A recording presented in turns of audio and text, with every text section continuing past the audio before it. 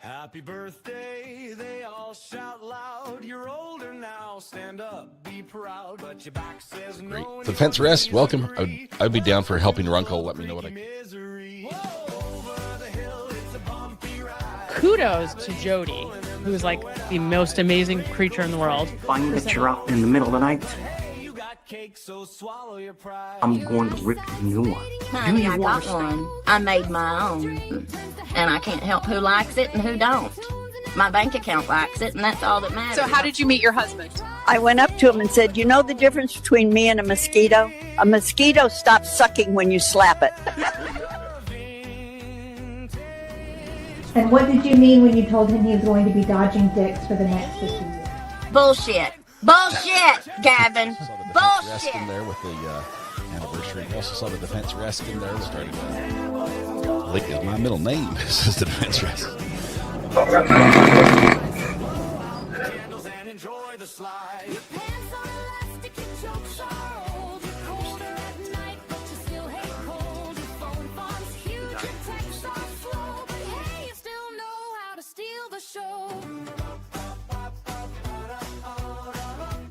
Well, Dick, here's the deal. I'm the best there is, plain and simple. I mean, I wake up in the morning, I piss excellence.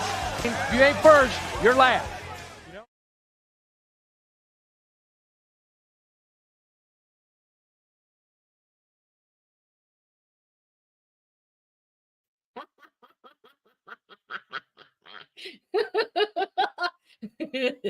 Hello. Welcome. How are you, Mr. Caviar? In fact, you're the only one that caught the end of that. And I spent fucking ages doing that. So you know what? You bitches, I got to watch that again from the start. That's happening. Hello. Thank you. Welcome. It appears that everyone's left the Karen Reid chat and gone to Brian Walsh. I'm missing you. Yay! Oh, goody. Everybody's here. Thank you, darling. Thank you. I'm 30 plus 24. 30 plus 24. I'm not old. I was like, this is stuff. Yeah. Oh, shit. Yeah. 7 a.m. your time, yeah? Yes. Yeah. Did you shit the bed? Now, because you're all late, thank you. You're going to have to put up with this again because it's fucking funny. I reckon, anyway. Happy birthday, they all shout loud. You're older now, stand up, be proud. But your back says no. Defense rest, welcome. I'd be down for helping your uncle. Let me know what I can. Kudos to Jody, who's like the most amazing creature in the world. Find that you're up in the middle of the night. I'm going to rip a new one. Honey, I got one. I made my own. And I can't help who likes it and who don't. My bank account likes it, and that's all that matters. So how did you meet your husband? I went up to him and said, you know the difference between me and a mosquito? A mosquito stops sucking when you slap it. And what did you mean when you told him he was going to be dodging dicks for the next 50 years? Bullshit. Bullshit, Gavin. Rest in Bullshit. there with the anniversary. We also saw the defense rest in there. Started Lick is my middle name. This is the defense rest. Wasn't me.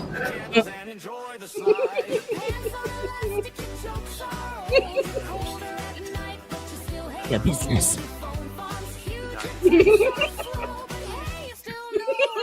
Mr. Tucker. Oh, guys. Yep. Well, Dick, here's the deal. I'm the best there is, plain and simple. Yep. I mean, I wake up in the morning, I piss Morning, excellence. not pissing. If you ain't first, you're last. You're loud. How many times did I play that during the trial? I fucking love it. Oh dear. Now, because it's my birthday, you have to watch my version of porn. Okay? Ready? There we go. Yep. I am obsessed with this man. Hello, darling. You're a darling. Oh, he did. He did. Yes. Yes. Yeah, it's a shame. It's a shame you caught that late because it was actually the deal that he got unheard of. Yeah. Yeah. And that's going to play pretty much the entire time because it's my fucking birthday. And he is a fucking god. You need to watch that. Yes, I mean, they never got to the second trial because Mansfield. Why am I looking the wrong way? Hang on, I'm reversed. I'm in a Sally Port. Hang on. We don't want that. We want camera. That's better. Yeah. Oh, kind of. Hello over there. Maybe it was better the other way. Fuck. I will say that I did have a fantastic day, and I'm sorry that I haven't gotten back to everyone's emails and fucking shit, but they are great, aren't they? Oh, did you? I've messaged him a little bit on Facebook, but I think he's busy working. Yeah, I've been nagging him to catch up.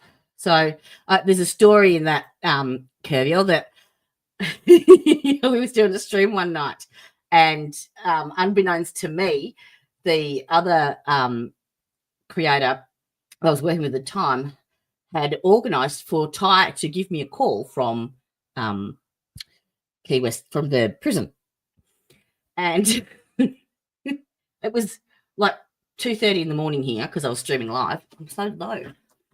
And my phone rings and I instantly think it's a fucking telemarketer. So I ignore it. And she's saying, answer it. And I picked it up and there's a message and I get this, you have a call from Maricopa County Jail. Like, fuck. But luckily he rang back. So very close to that case. Very close. Another one who was a victim of corruption. Seems to be the going theme around here lately. And yes, the Felix is my little bedside buddy. He's the only one that tries to get into my undies. No, that sounds ridiculous, but he has separation anxiety somewhat. And if I am indisposed, he likes to sleep inside my pajama bottoms. Freak of a cat. Normally I miss streams due to time, but I'm up. Yes, I mean 7 a.m. on a Saturday. Sorry, it's fucking Friday there, isn't it? Is it? Oh, I've lost a day. Saturday morning, isn't it? Because it's Saturday night here. Yes. God. I don't know. I have had a massive couple of days. I was out all day yesterday. Tanya took me out for a yum cha lunch, which was delicious. And then we had leftovers for dinner. And then between that, I went and got my nailies done. To which she paid for fucking everything, the little cow. Yes, I keep in touch with him on Facebook when I get on there. I don't get on as often as I'd like to, but I don't get off as often as I'd like to either. Yep, it's one of those days. Oh, yes, happy. It's sad when they outgrow that. Then again, I'm glad my one outgrew that is he's like absolute monster of a feline, I think. Yes. So I've got four cats. Finn is the oldest. He was the white one, the big fat white one. He's about 10 kilos. Felix is the black one, the tuxedo. He's 3, and he's Mummy's boy. He sleeps beside my head. And then I have Clumsy, which was an ex-boyfriend's cat that liked me better. Can you blame him? And Moo, well, Claudia, spelt with a W. I call her Moo because she's a princess, and every time I used to call her, I'd call her Missy Moo because she was the only girl. So, yeah, it got sorted into Moo Moo. But are you going to tux as well? I woke up this morning literally on my side with my left arm wedged between his back legs, and I must have fallen asleep scratching his belly. That's how I woke up this morning. Hello, darling. I was just talking you up, saying how much you spoilt me the last 2 days. Turd. And I'm making them watch. I would have the sound on, but I'll get pinged. It's a great song. The Sound of Silence. Ironic. Yes, he's my boy. Although, don't ever listen to him do an interview. It spoils the fucking fantasy. He's so fucking hot. But don't open your mouth. Just shut up. Don't say my name, bitch. Don't. You know. Yep. Just dress like that. The camel the camel jacket is my favourite. And the black skinny jeans. That's all right too. Look, I really don't care what he wears or doesn't wear, to be honest. So I have here my birthday cherries, my birthday watermelon, and my peppermint tea. And I, for my vapes, happy as a jigger and shit. Yeah. Yep. Prairie didn't work. Yeah, me too. I probably should find another one. Oh, hello. There we go. Change it up a bit. I was actually watching. Have you all been watching the Brian Walsh? Excuse me. I did mean to watch it, but I can't get into it. I can't. I fucking can't. I think it's, no offense to Anna, but I think they're taking the piss. I really do. Yeah. It's, I think Brian is taking the piss. I mean, like, just, I don't understand how he can plead guilty to the dismemberment and disposal of the body.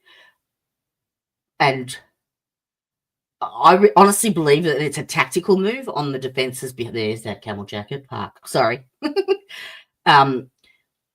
I think there might be a tactical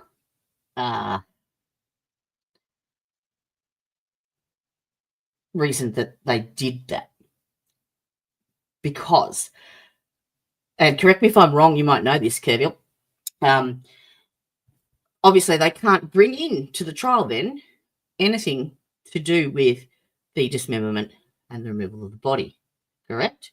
Seeing as he's pleaded guilty. And they're not to know that he's pleaded guilty to that either. So how do you prove then that he actually murdered her when there is absolutely no evidence and we can't discuss how the body was removed? I'm thinking hung jury or acquittal. Like, where do you go from there? Just saying. 100% tactical. There you go. See, I'm not silly. Maybe if they keep the jury from knowing that, it might help him. There you go. Did they?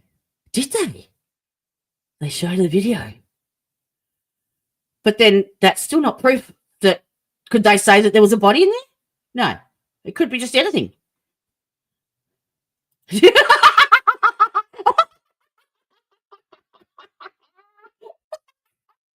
reminds me of it. Do you remember back? I'm talking like 80s, like late 80s, maybe early 90s. There was the Cartoon Connection, and they had a Thomas the Tank Engine skit on there, and they'd take the piss out of Thomas the Tank Engine. And in this particular skit, Thomas had a stutter. And so there was one bit that they said, snuff movies with violence in them these days.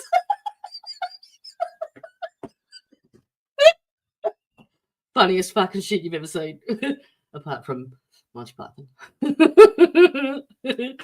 Oh dear. I'll have to look that up one day. I am just keeping an eye on Appalachian Dreamers, because they are going live this morning with a conspiracy stream, which looks schmick. Oh, I've been helping them with a bit of their graphics. Oh, I didn't say that. They showed all the tools, bloody towels, clean up stuff they recovered, and they show bone. Oh, really? So were the pictures like?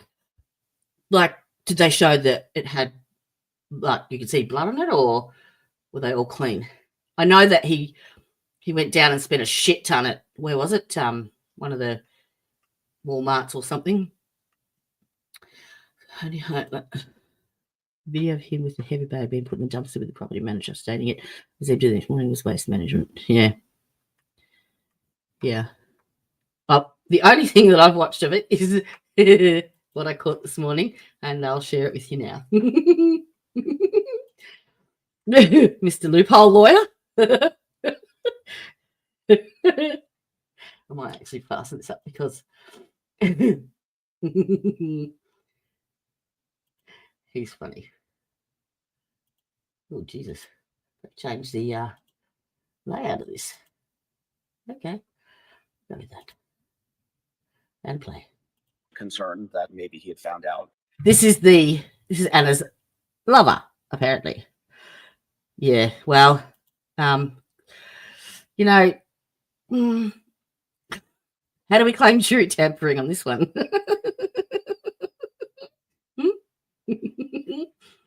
So do you know who's being called, like, as far as the investigators? Is it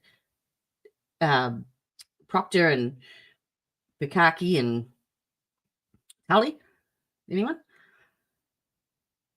I watch Vince's face when he's watching this video. It cracks me up. And was calling to confront me. We went back to my home in Washington. And did you spend the night there together? We did celebrate New Year's and discuss our 1, 3, 5, and 10 year plans. I'm a special education teacher and a bar instructor. You work all your muscles in your body, working your thigh muscles. How often would you? That chick reminds me of, is it 902? Not 90210.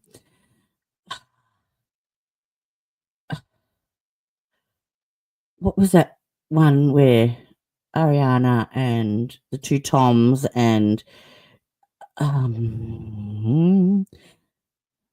was an offshoot of Beverly Hills Housewives? Oh, Christ. Okay. And Tully as well, apparently, is it? Garino. Mm-hmm. Garino. Yeah, watch Vince's faces. Then confidants. And before And what the fuck is fucking this? Is this a new gym type of thing? Like, that this chick's, is it bar gym? An intimate relationship. Does it give you a bar, Of your or relationship with do you get Anna, a chocolate how quickly when you did can- it go from friends to more than friends? Fairly quickly. So were you intimate with her after a week, after a month? When did you start becoming intimate? To be honest, I don't even remember the exact moment. I know it was very shortly after her move to Washington, D.C. This dopey realtor and Anna broke the #1 rule when having an affair. never have one with someone that's not also married. He was just recently single, and that led to a lot of these issues. What was your marital status at that time? I was separated. Does anyone And do you think have children, sir? I do. Tell me about the types of the voice of the fucking attorney? She sounds like, I don't know whether he's adjusted it or it's AI. Just sounds wrong. things that you and Anna did in the course of your relationship. Missionary, reverse cowgirl. Go out to dinner, go to bars. She would accompany me to functions. I have a boat in Annapolis. She would come sailing with me. We did a couple of fitness dates together, see movies, those sorts of things. What do you mean by fitness dates? Anna was very active. I'm going to pause here and physically, say, shape was very yes, you fucking rock the defense rests. Oh, thank you. important to her. And how long have you owned the bar method in Hingham Center? Since The September bar of 2021, I opened the studio. Is that a new? And how many bar technique methods or are in like- the United States? I think at this point about 100. This witness owns a bar fitness location, which Anna used to frequent when she was up in Boston. She Bullshit. purchased a Club Bar Bullshit. Unlimited membership, which allowed her to take as many classes as she wanted during the month for a fixed price. In December of 2022, how often would Anna Walsh attend bar method? So she would be coming whenever The she was bar in method. town. And apparently also when Didn't she was she? out of town. She was doing quite a bit of traveling back and forth to DC at that time. So I think she was So he's there pulled it 3 up. or 4 times at least whenever she could come in, she wanted to be there. I hosted a outdoor yoga event that she had attended on multiple occasions. When you say Anna was very active, what do you mean by that? She was very focused Yeah, get on on to the staying next in shape, recovering this from chick- her. This multiple chick reminds me of pregnancies. the. Hello, sign me up. So how long have you been an instructor for bar method? So I started working there in about 2010. How do you become Looks an like she's off, instructor for bar method? That's easy. Just be extraordinary good looking, and the rest we'll figure out later. Go through an intensive training. You have to take an anatomy Beverly exam. House. I wonder who has that job of administering that exam. Were you familiar with Anna Walsh? Yes, when I first met her, she was on a nip. Where did you first meet Anna Nip? One of the characteristics of Bar Method, that particular franchise that this woman worked for, was they were allowed to call their clients by a first name and a nickname, and they named her Anna Nip. The bar method in Boston. Well, did you ever see her at a different job that you might have had in Boston? Anna Nip. Yes, she had come to one of the Celtics games I think that it I was was working live. at. What did you do for the Celtics? Obviously, she was in the accounting department. I was a dancer. What is going on? Bit. What I've type got of that. interactions I've got did you- that. I've got that right here. I was brainstorming last night for some merch ideas, right? Because that's what my brain does. And I don't want to go with the traditional, the defense rest bullshit. I mean, yes, I can have a fucking TDR or something on there, but I thought it'd be funny to make some funny ones. So maybe I should do this might do 4 at a time, maybe in a poll, perhaps, because there's a few of them. So I've got, this is my second rodeo. I call bullshit. I've got a good one of that. I could actually even just put this on, a cup or a hat. There we go. Come on. Where'd you go? Where'd you go? There. Oh, hang on. Wrong one.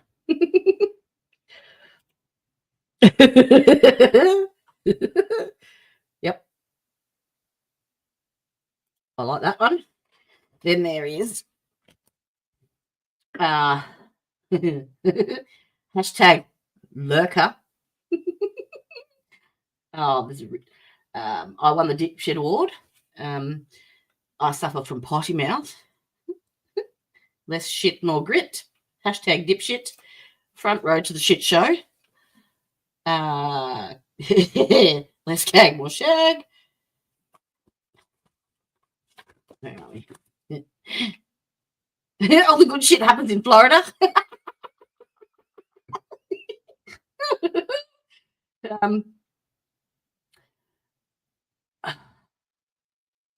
Say my name, bitch. Hashtag no drama. Guilty AF. Trolls be trolling. Haters be hating.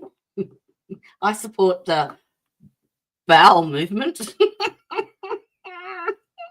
Bitch, please. Excuse me. I wear the pants in this family, if that's okay with you. Then I went into some serious ones. Oh, I'll allow it. Was another one. I suppose I could put some of the avatars on there too, couldn't I? Although I have to ask my creative director, Tanya. I'll allow it, yes. Or McAlbert McMuffins, I don't know. Yes. I did have some other ones, but I suffer from potty mouth syndrome. Did I say that right? Yeah. Funny. So has everyone watched the speaking of drama, the bullshit going on with Turtle Boy and Lindsay and fucking Krusty Panties and anyone else that he wants to name a funny name?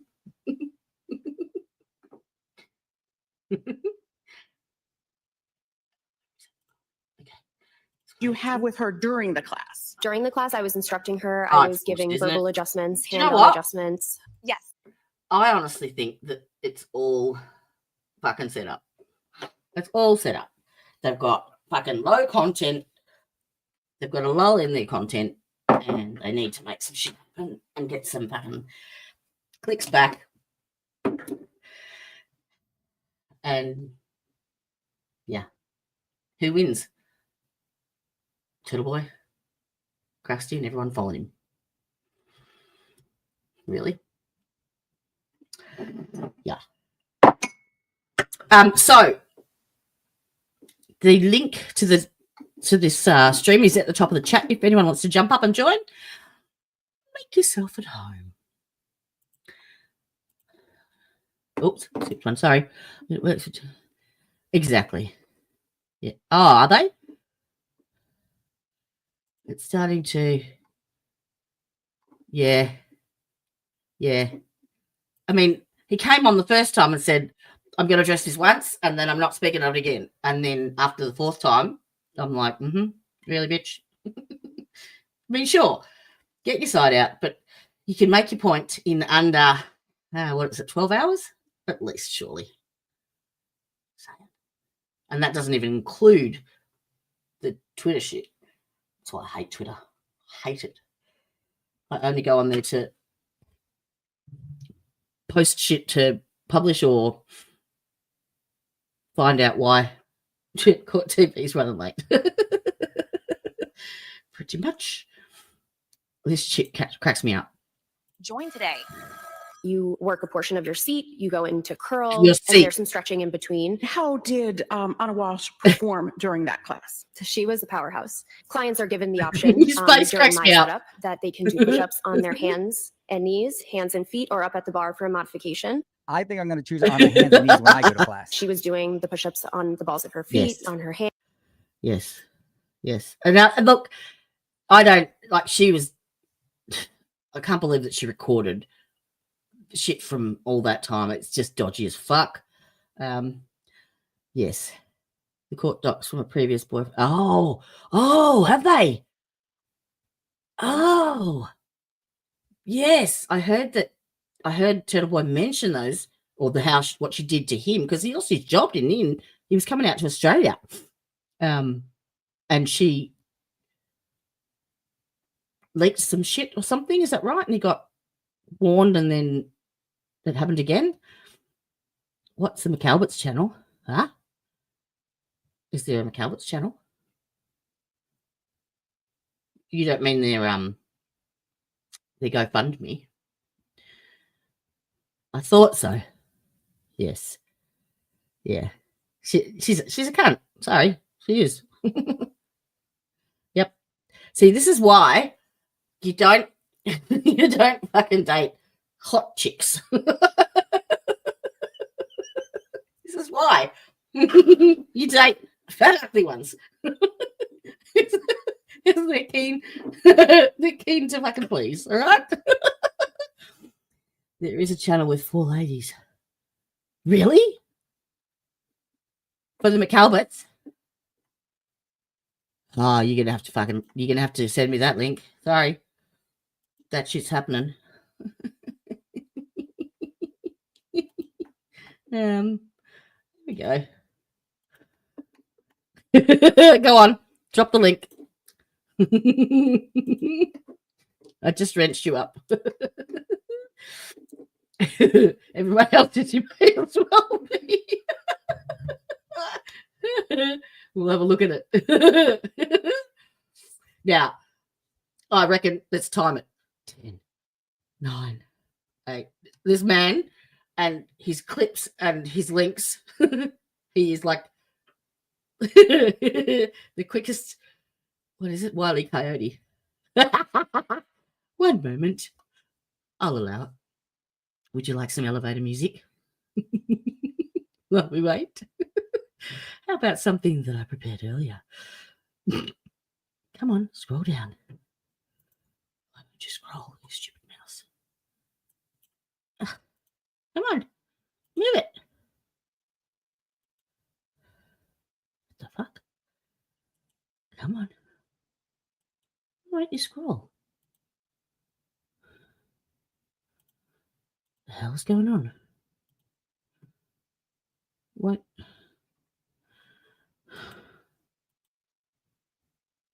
Can't get down to my music.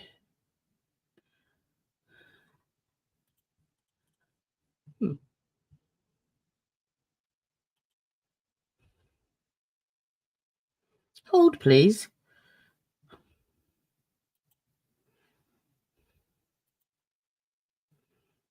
No, I can't get down there. Motherfucker. Yep. I had to do a wrench one, I reckon. Wrench polished, tick. What the fuck is wrong with this?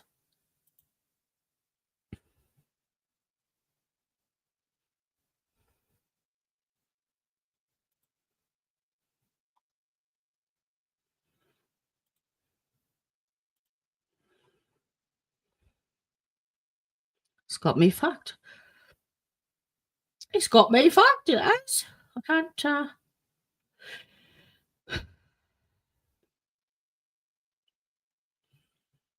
get down to my songs.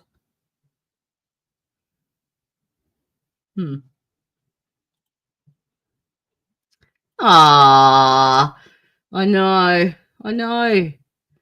So 13 months ago, I hit 500 subs, because that's when the memberships were allowed. Is that right? Because I didn't get monetized till April this year. Is that right? Someone remind me. Obviously, my brain. My sister rang me this afternoon, and she was telling me the story about one of her housemates, and she was saying, talking like I knew what she was talking about. No fucking idea what she was on about.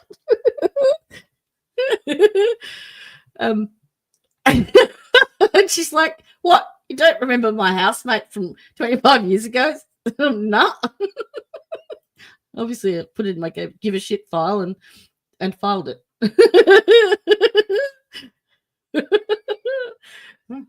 What do you do? So I've been on for 18 months then. 5. Yeah, I have. So whilst we're talking about that, anyone seen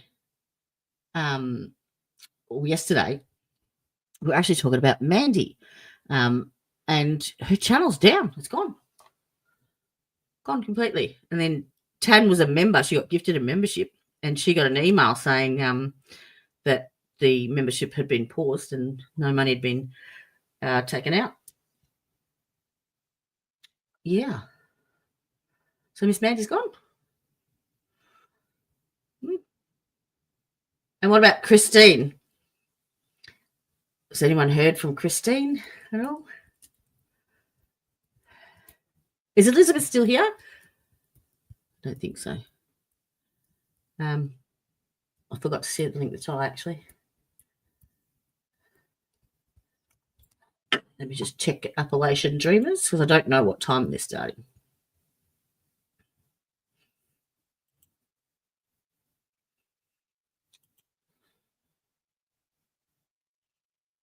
No. Actually, we could watch a bit of this. It's really sad. This girl, And Smokahontas, she is how is she? That's it. This was from their stream a couple of days ago. And I think this chick, Smokahontas, is either an ex-CPS worker or has done some research on it. Okay, I'll have a look. See, and whilst I'm waiting, just have a listen. This is the women I've been working with in Letcher County in Kentucky, and they have a guest on who I think works for CPS, but she'll explain it in a second. And this is a stream they did the other night. Christina said she was going to lay low for a little bit. She would come on, Channel and some others down the road. Oh no, I'm talking about Christina. I was talking about Christine Fortunato, another YouTuber that only small, but she got KO'd off YouTube. Yeah. Yes. All good. So watch this, and I will go and have a look at that DM. Full-time job, that's illegal. They can't make you go to work full-time. They can't make you go to This work, is- period. yeah. If you have other supporting yourself or other people who help you support your family, then they cannot force you into that's forced labor. That's slavery. They can't do that. Then you've also got your document, like legal aid organizations, pro bono attorneys that provide critical support. We've ran into quite a few advocates doing this that volunteer their time. They're like retired social workers, and they volunteer their time and will travel and come and go to court with people to be a Where are witness we? and an advocate in the courtroom. Sorry, Tya. Okay. We'll see that. Hang on, I'll embiggen it. Better. Donate at defendingthetruth.org, for fuck's sake. Are you shitting me? Okie dokie.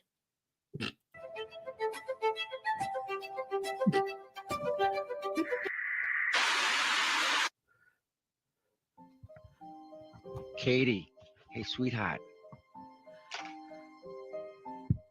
Katie, if you even mentioned, I don't know who. Why would you have a sleeper channel? I mean, who would do that?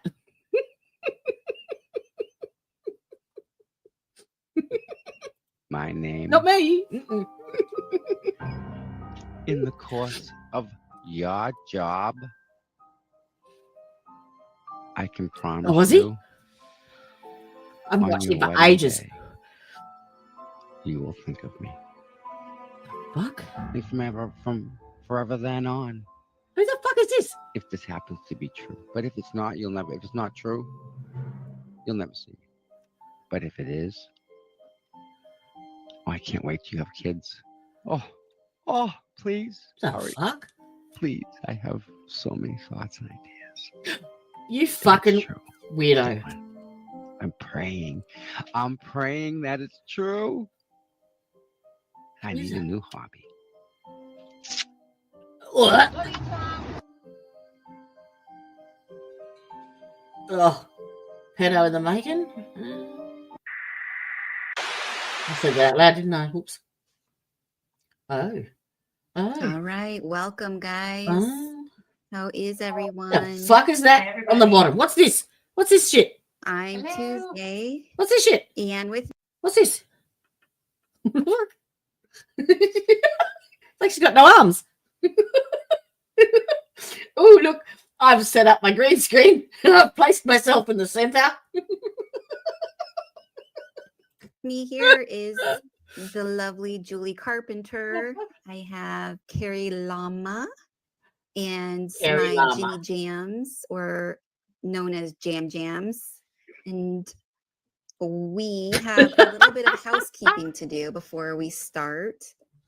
And I'm just going to pass it on to Julie. Maybe you can touch base. Why don't you have your names on there? Yep. So we had a Say your name, bitch. YouTuber who leveled a pretty serious accusation at us. This person stated that we had doxed their children, which is completely false. We have not doxed anyone's child.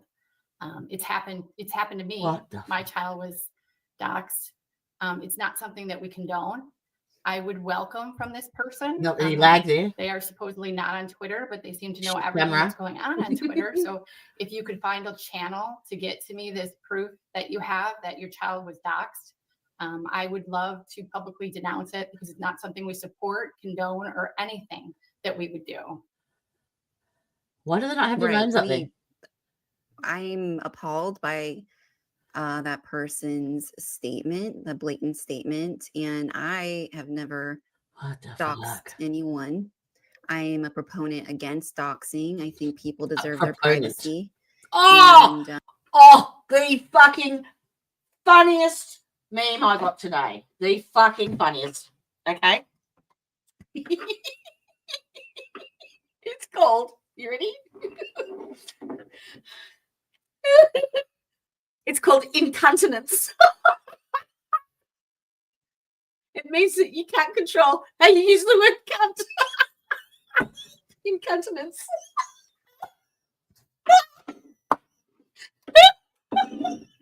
Oh, I nearly peed my pants. That was one of those. Yes, but you had the plastic over it. Yes, so the lace, but then we had the plastic over the top. Because my family's wog, so everything had plastic over it. Doilies and fucking plastic. Who are these bitches? So it's a pretty bold Karen's Pinocchio assertion to make. So, but with that said, I do want to incontinence talk about a little bit on the attorneys on YouTube. There are some really fantastic attorneys to follow. There are some I would not recommend. Can someone keep an eye on Tya's stream so I don't miss it? I think it's important to find the right source when you're watching a trial. One of my pet peeves is trial attorneys who stream trials and they talk in the middle of testimony and they'll pause testimony and they'll give their own opinion to their what the viewers fuck's wrong with that? Instead of allowing their own viewers to internalize the testimony themselves and analyze it. I think it's a little condescending and arrogant to do. I think you're a fuckwit, lady. Sorry. Don't fucking watch them then. Go and watch court TV. Yeah. You're saying. But I do recommend there are some great attorneys to follow. I like Matt Tepanic. I don't know if I'm saying his name right. He's so refreshing. And Scott Reish, I don't know if I'm saying his last name, but he does Crime Talk. I believe he is streaming the Walsh case right now. Oh, so is everyone else. And sounds original then. Unbiased, very, very professional.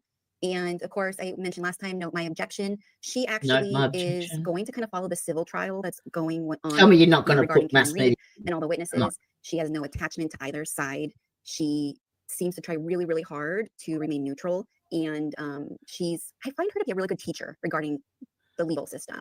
And I think that's a perk for online attorneys is they can really be a great asset of just being educational, helping us. Analyze. That's why they pause the fucking commentary. They pause the testimony to give their opinion, and maybe a little bit of insight and education could actually transpire in those cases. You know, just saying.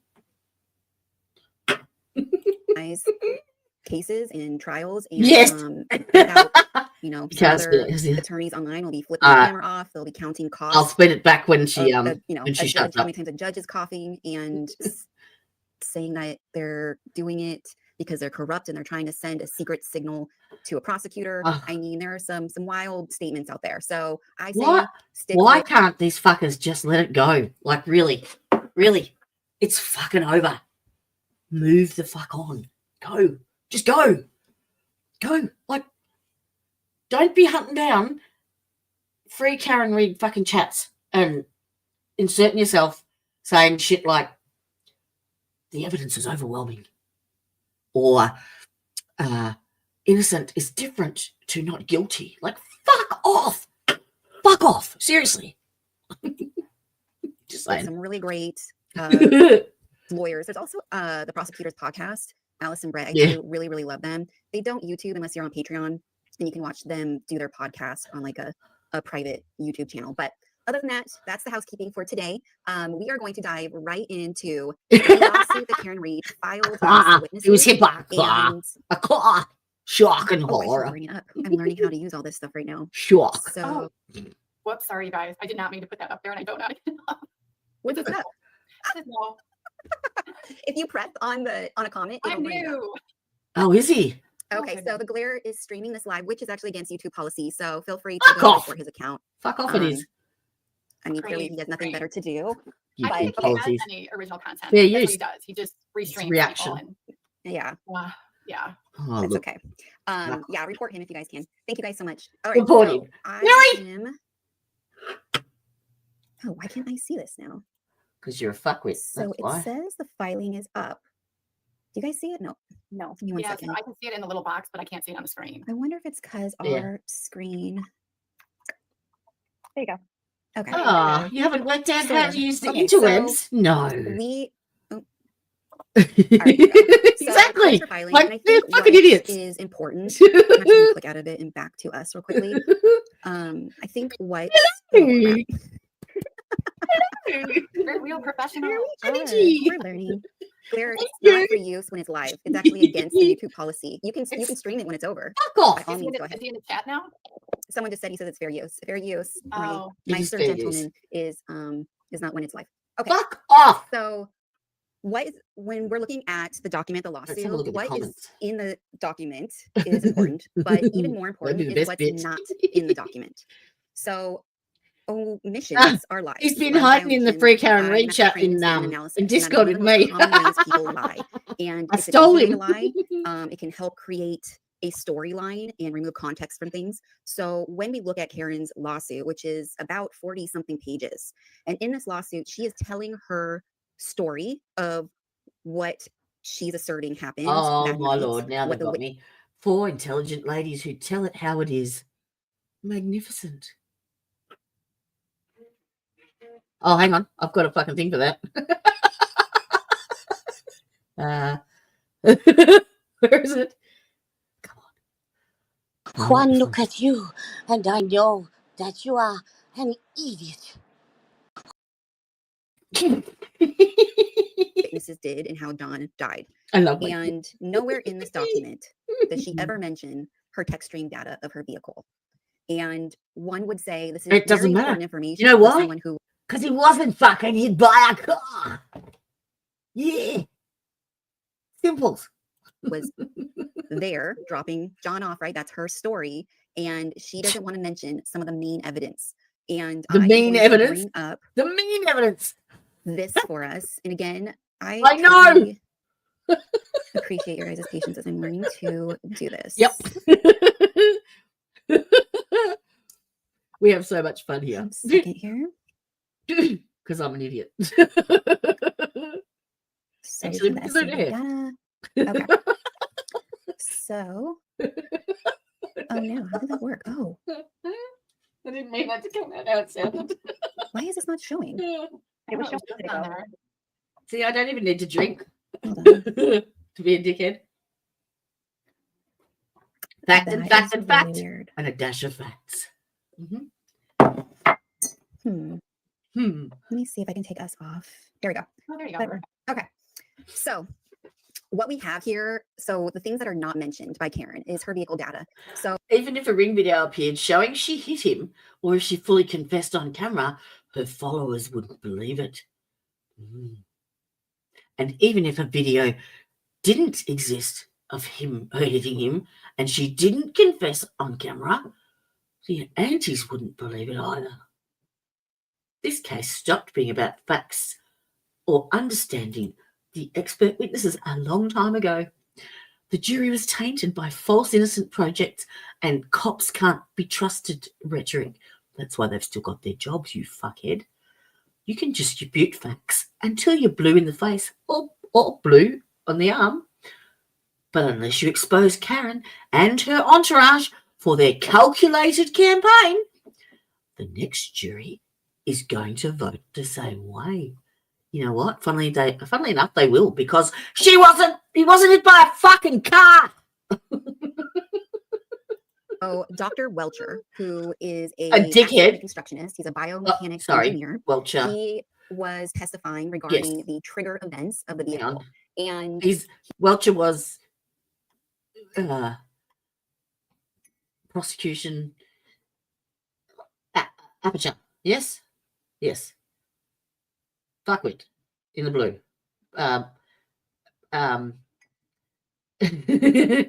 What's his name? Mel Gibson. Look up, like, try hard. That's the one. Yes.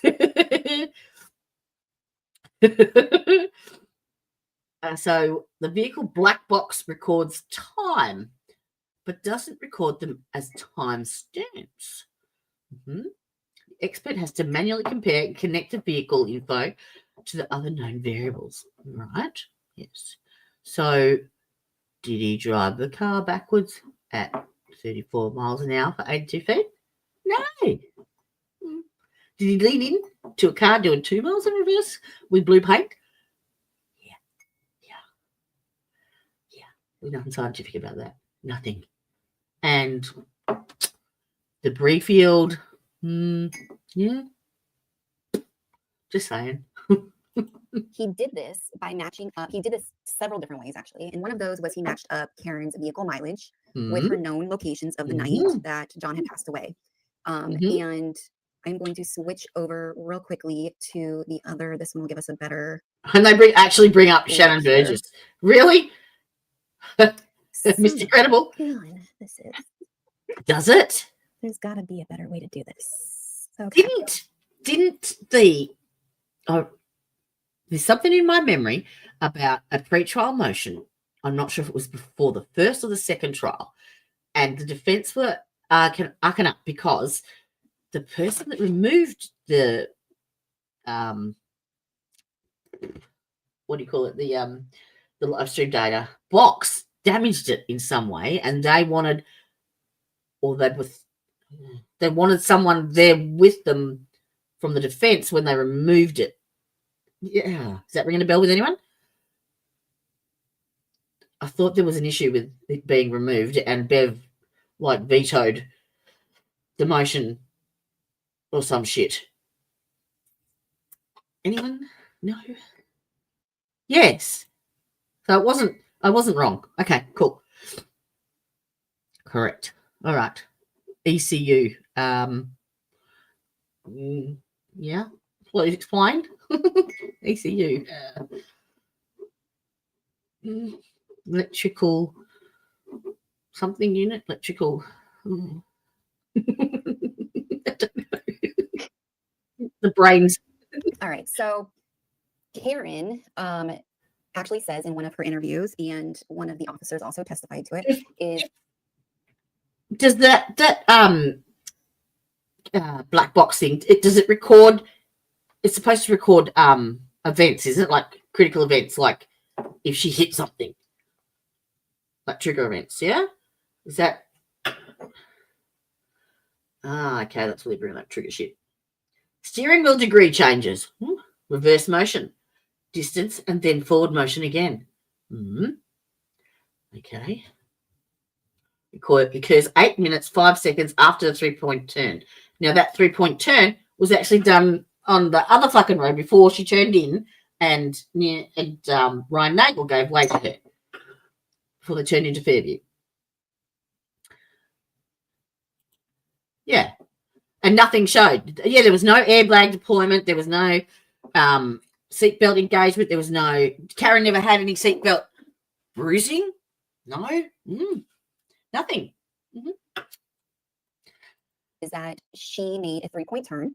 If you Yes, can recall, if you're familiar with the case, or if you're not. So when Karen and John had left the bar and they were driving to 34 Fairview, they actually missed the turn to turn onto Fairview Road. Oh, they did And so she ended up too. making a 3-point Well done. turn to go back 10 around and points. then make a right onto Fairview.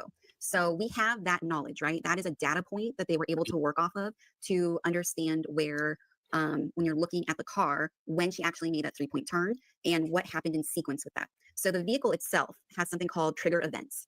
And these trigger events will capture certain movements of the wheel. I think I need to bring up that timeline. So Dr. Welter actually points out here that because it is trigger one, fucking he was able to amazing. match up to the 3-point turn that Karen made and flipped around. And they could tell this by the way her steering wheel degree changed, her reverse motion, her distance, then her forward motion again. And they were able to connect this to John's geolocation on his phone. So this was a puzzle piece that was matched up. So 8 minutes later, 8 minutes and 5 seconds later, after that 3-point turn is trigger 2. So the data shows that Karen's vehicle moved forward a bit, and then it recorded her reversing 87 feet, 74.5% throttle. And trigger events don't actually capture the completion of an activity. And it doesn't capture the wheel spinning either. Could actually have been longer. What happens is a trigger event will, let's see if I can put us back on here. So a trigger event will record a moment, and then it will capture seconds before that moment and seconds after that moment. It doesn't continue recording until the action is done, basically. It's like a picture that kind of captures around it. And 10 seconds before, 10 seconds after, right? I think it was less than that. I believe it was Maybe 3 to 5, yeah. What did I remember? So 74.5% throttle in reverse. Did she testify? 8 minutes after that. Or was she just part of the and pre-trial no one shit? contested this, by the way, in trial, because there was no one to contest this tech stream data, and this came directly from her vehicle. The defense team had, experts there as well when they were doing this data chip and doing all this stuff. So there is no explanation for this. After the trial had ended, Alan Jackson did an interview and was asked about this. And he said, I don't know. I mean, we really don't know when she reversed. It could have been any time on her way home to John's house. Maybe she reversed if a snowplow came towards her. This has never been in any of their documents. This has never been a thing. So their explanation for this is really a no explanation. Karen never talked about this. And because there's nothing to fucking talk about, you dipshit. At near 75% throttle. That's an intense reverse. Yeah. So we have a big question mark there. Compatible with wheels spinning in the snow. I just wanted to add real quickly and play this one clip, and then we'll move on to the next topic. Online, because this is I have gold. Do you go in reverse 24 miles an hour? Lucy Goosey, where are you? The data is what the data is, and it's going to come out cleanly, more cleanly. So Karen calls it the data is the data, in that it will come out more cleanly. Well, her experts never even touched this data that I recall at all. And for those of you guys who may not have followed me or anything like that, I documented the trial every single day. I really try to do my best with both sides of the case, just so we have access to all the information and easy to read. You can go to my Substack. There's no cost. There's no charges. I haven't taken a penny from anything for this trial. It's there if you guys want to reference. On my Substack. Okay, shut up. Thank you. Okay, now if you're not familiar with Sleuthy Goosey is the fucking bomb when it comes to. Okay, I'm gonna have to make that bigger. Timelines and shit, and she has got this down to.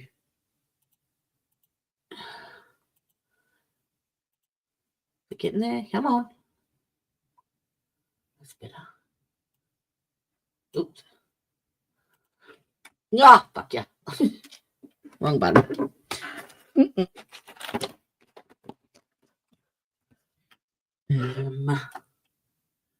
Okay. That's probably too big now.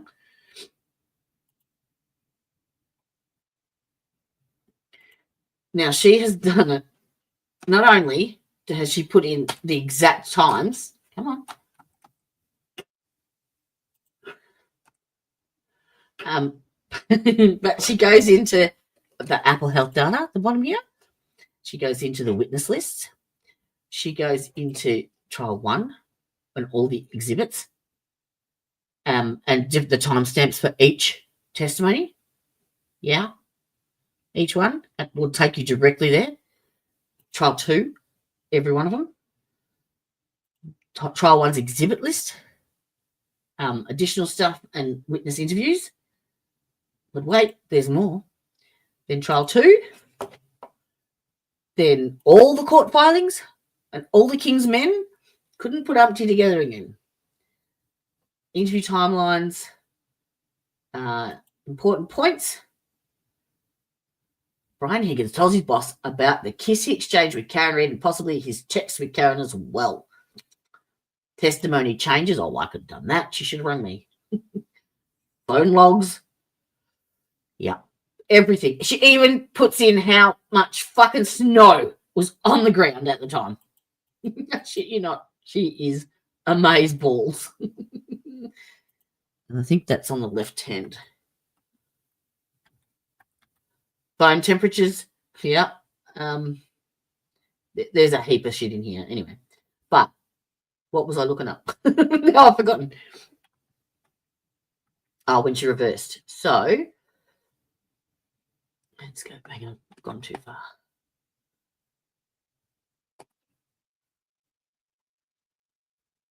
Okay, this is when they were all fighting that day. 29th, okay.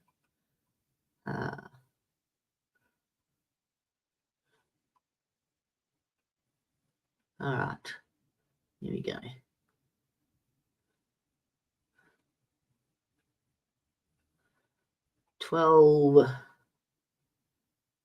Okay, this is when it all starts here. What were they saying? The text stream data. Oh, the 3-point turn. Okay.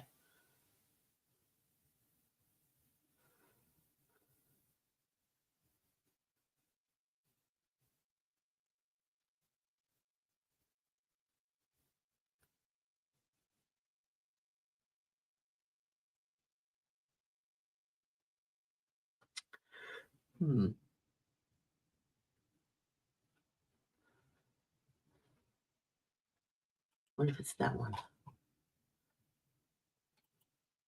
Ian Whiffen. What's Exhibit 90?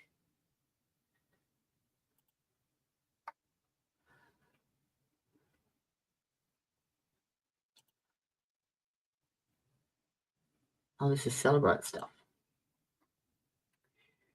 Jim McCabe's calls. No, we want the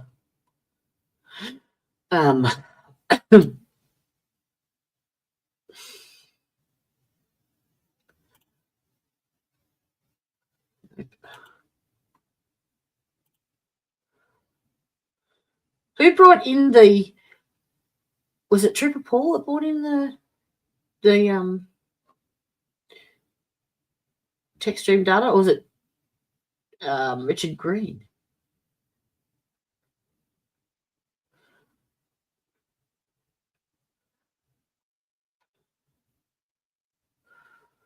About 12:20. Yeah. Do you know who brought it in? Like where that? Oh shit! Sorry, I haven't gone back to it.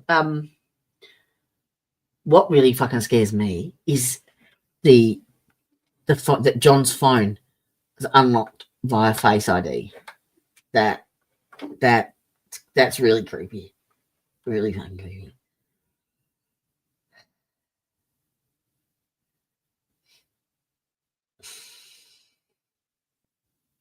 Here we go. Time of alleged collision, according to Dr. Welcher, average based on trigger event. How good is this?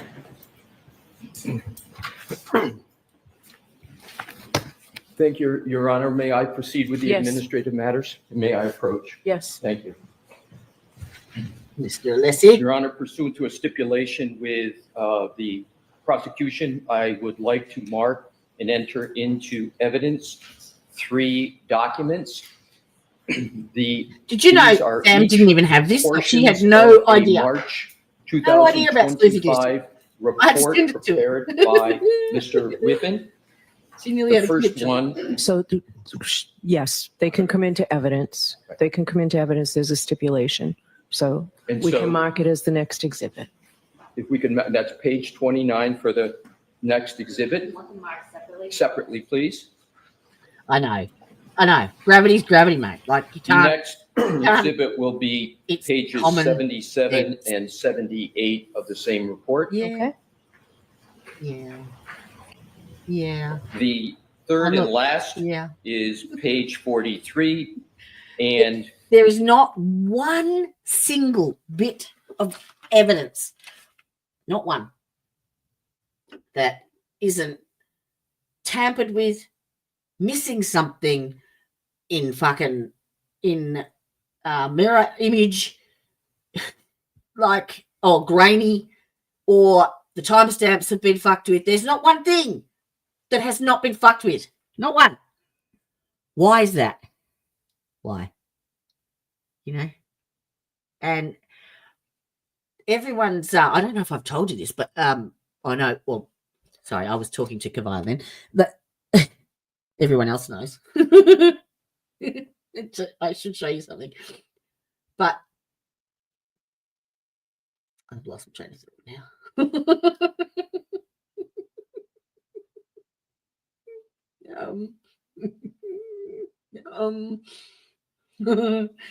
What was I fucking saying?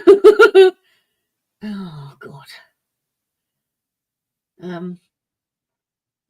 It'll come to me. Probably about 3 o'clock in the morning, but it'll come to me. The fuck was I saying? Oh, yes. Everyone's saying that it was a hopeless investigation. Exactly, yes, he won't. So, in my opinion, there was no investigation, because if you are investigating something that could possibly incriminate someone there, you would have to turn that evidence in. If you don't look for it, you don't fucking find it, and you don't incriminate anyone else. It wasn't there being slack. It was like, no, I'm not going there. I'm not going to find that, because, you know, like, the shoe was enough. That had multiple sources of DNA on it. No one tested it any fucking further. So what I reckon transpired, all right? It wasn't planned. It wasn't organised. It wasn't premeditated. Yes, they may well have been speaking about it, and they're all pissy, and, you know, blah blah blah, boys and boys, fucking.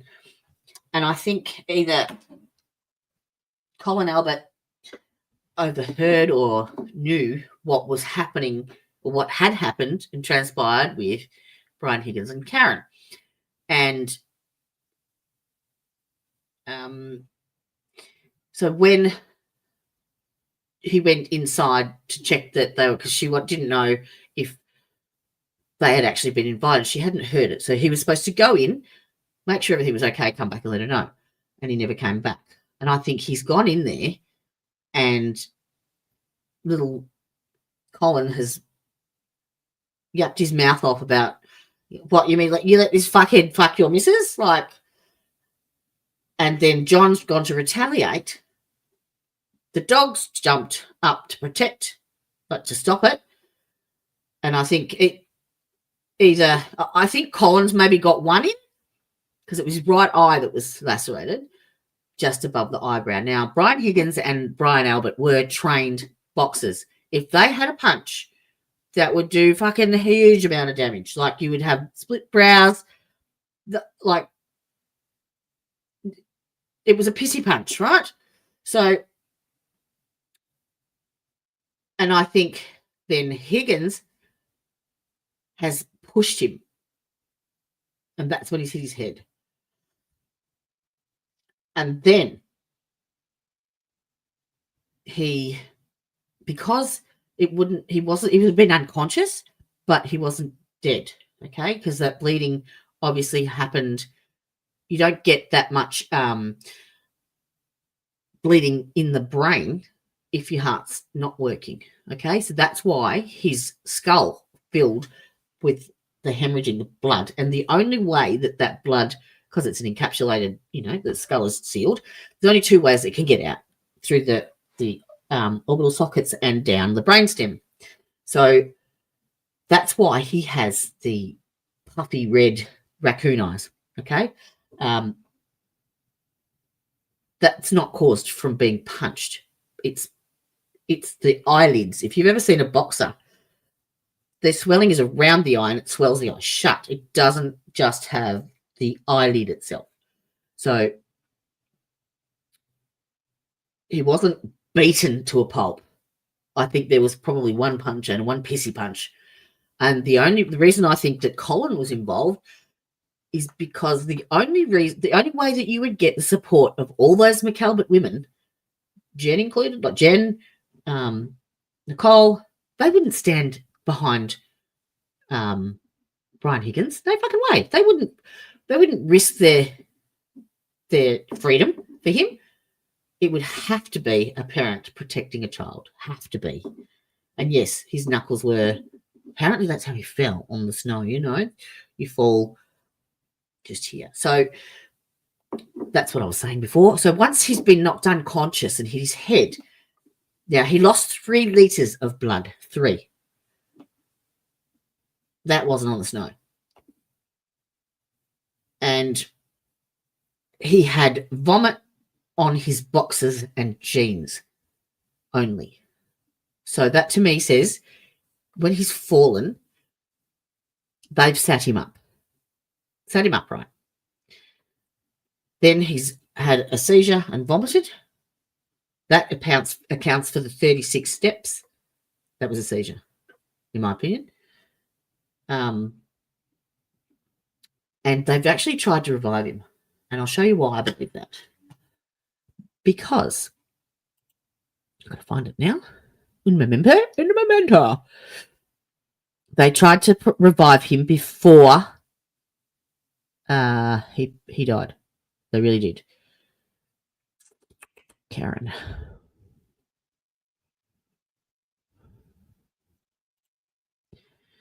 Where are you? Surprised that my mouse doesn't automatically go there as I use it that much. Okay, Karen Reid.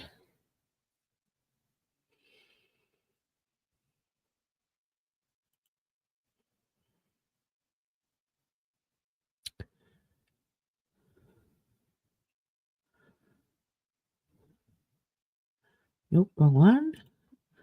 Bear with me. So I've got all this shit. So much. Where is it? Come on. Pics from trial. Okay. Where's that hand? Nope. Well, that's a good one, yes. But that's not the one I'm after.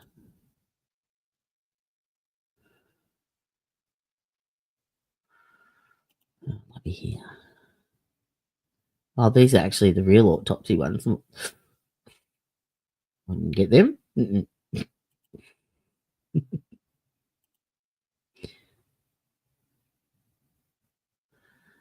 Come on. I didn't hide it. It's here. Come on, show me. Show me the money. John's arm.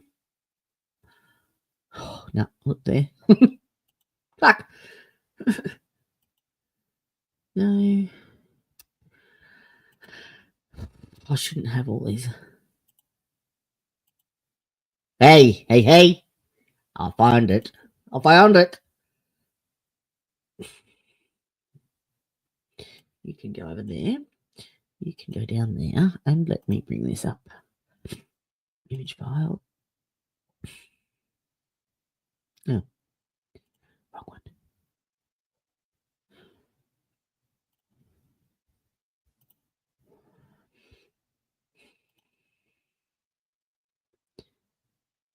Share screen.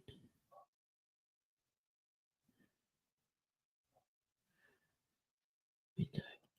There it is. Okay. All right. Here we go. There you go. That, my friends, is John's right hand. Did he get bitten by a snake? Did he get bitten by a snake out there? Now, Oops. Oops. Come on, Jodie. Control yourself. Have a look at his knuckles. If you're having a fight, everyone's saying these are defensive wounds. If you're having a fight, you hit with this part of your hand. Yeah? Not a fucking thing there. These are, I actually put down to the first responders trying to gain IV access. No. No one in their right fucking mind would try and get IV access at the furthest point of an extremity of the arm if they're found in the snow and suspected to have hypothermia. Yeah. Plus, the bruising around that site, his heart was beating when that happened. Anyways, you get bruising. Yeah? Anyway. Brian Albert and Brian Higgins were both trained in first aid. Both of them. Brian Albert was actually a medic.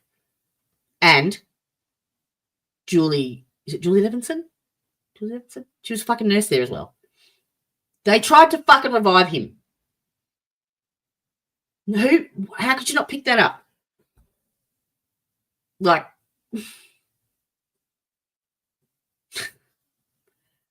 has that been brought up anywhere by anyone that you've heard of? Because I've tried to tell it to people and no one will fucking listen to me. And Brian Albert, it always worried me why he never came out of that house. And then I did some digging. And in Massachusetts, they have their own sort of like, I mean, every county obviously does, but they have their Declaration of Rights. Okay? Yes. I'm going to surprise you here. If you type in, well, if you look up Article 14 of the Declaration of Independence in Massachusetts and ask, like ChatGPT or something, how that Article 14 would affect the rights of a homeowner in Massachusetts where a crime is committed on their property. Because it adds an additional layer of protection over and above the Fourth Amendment. They have to, if they don't insert themselves into the investigation, then Article 14 of that means that the police, unless they have a reasonable suspicion of probable doubt, probable cause, unless they have that, they have to go and get search warrants. And they have to go through all the protocols that goes along with that, which takes time. He bought himself time to clean up that shit because they had no reason to go inside. And that's why Gallagher stated that there was nothing to indicate that. They cannot legally go inside. Now, if he came outside, different story. They have full, he can then be interviewed and that can be used against him later. That's why he didn't come outside. 100%.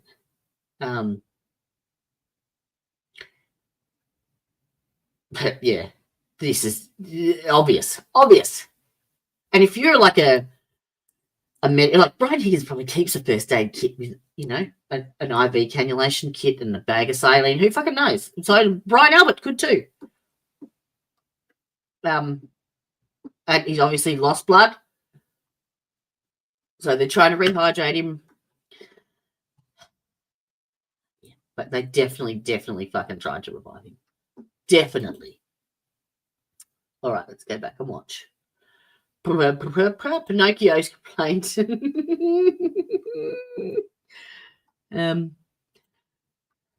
Yeah, exactly. Yep. It's all bullshit. All bullshit. Like Albert's video, you throw a fit with. Really? Oh, yes. Correct. Yep.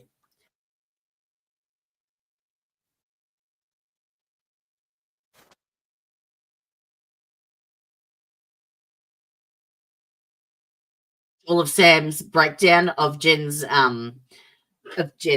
testimonies and stuff, and like the 911 call and shit.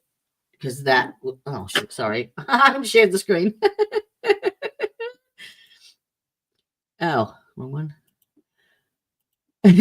Sorry, I got click happy. Has anyone checked Appalachian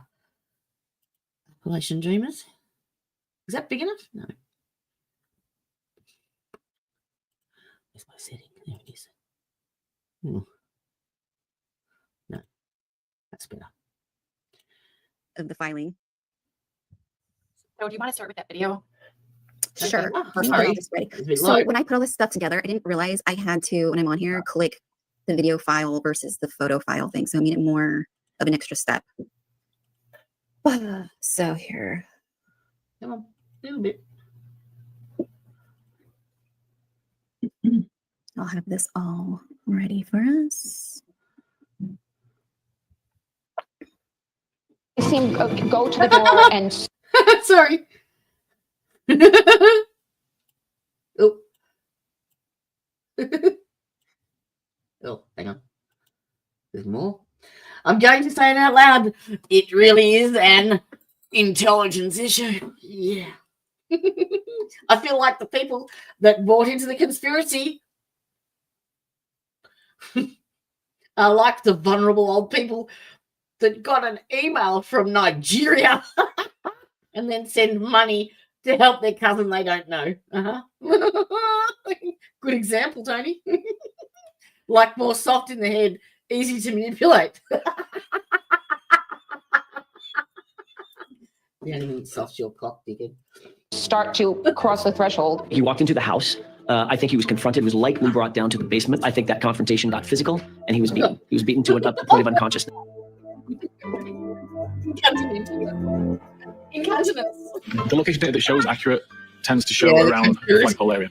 There's no further health data other than 36 steps that were taken that suggest that it moved after 32 minutes and 16 seconds after midnight. The factory temperature data never indicates that the device went from a cold environment to a warm environment, which I would expect to see if the device went inside the building. And the Doppler state information suggests that the camera was blocked for at least the majority of the 5-hour period, with no records showing that the camera was unblocked during that time, which would typically happen if you were to pick a camera up and move it around. You have an opinion where John O'Keefe's cell phone was. All right. This was me. This was my prediction in trial 1. Trial 1. Share this. Oh, come on. Come on.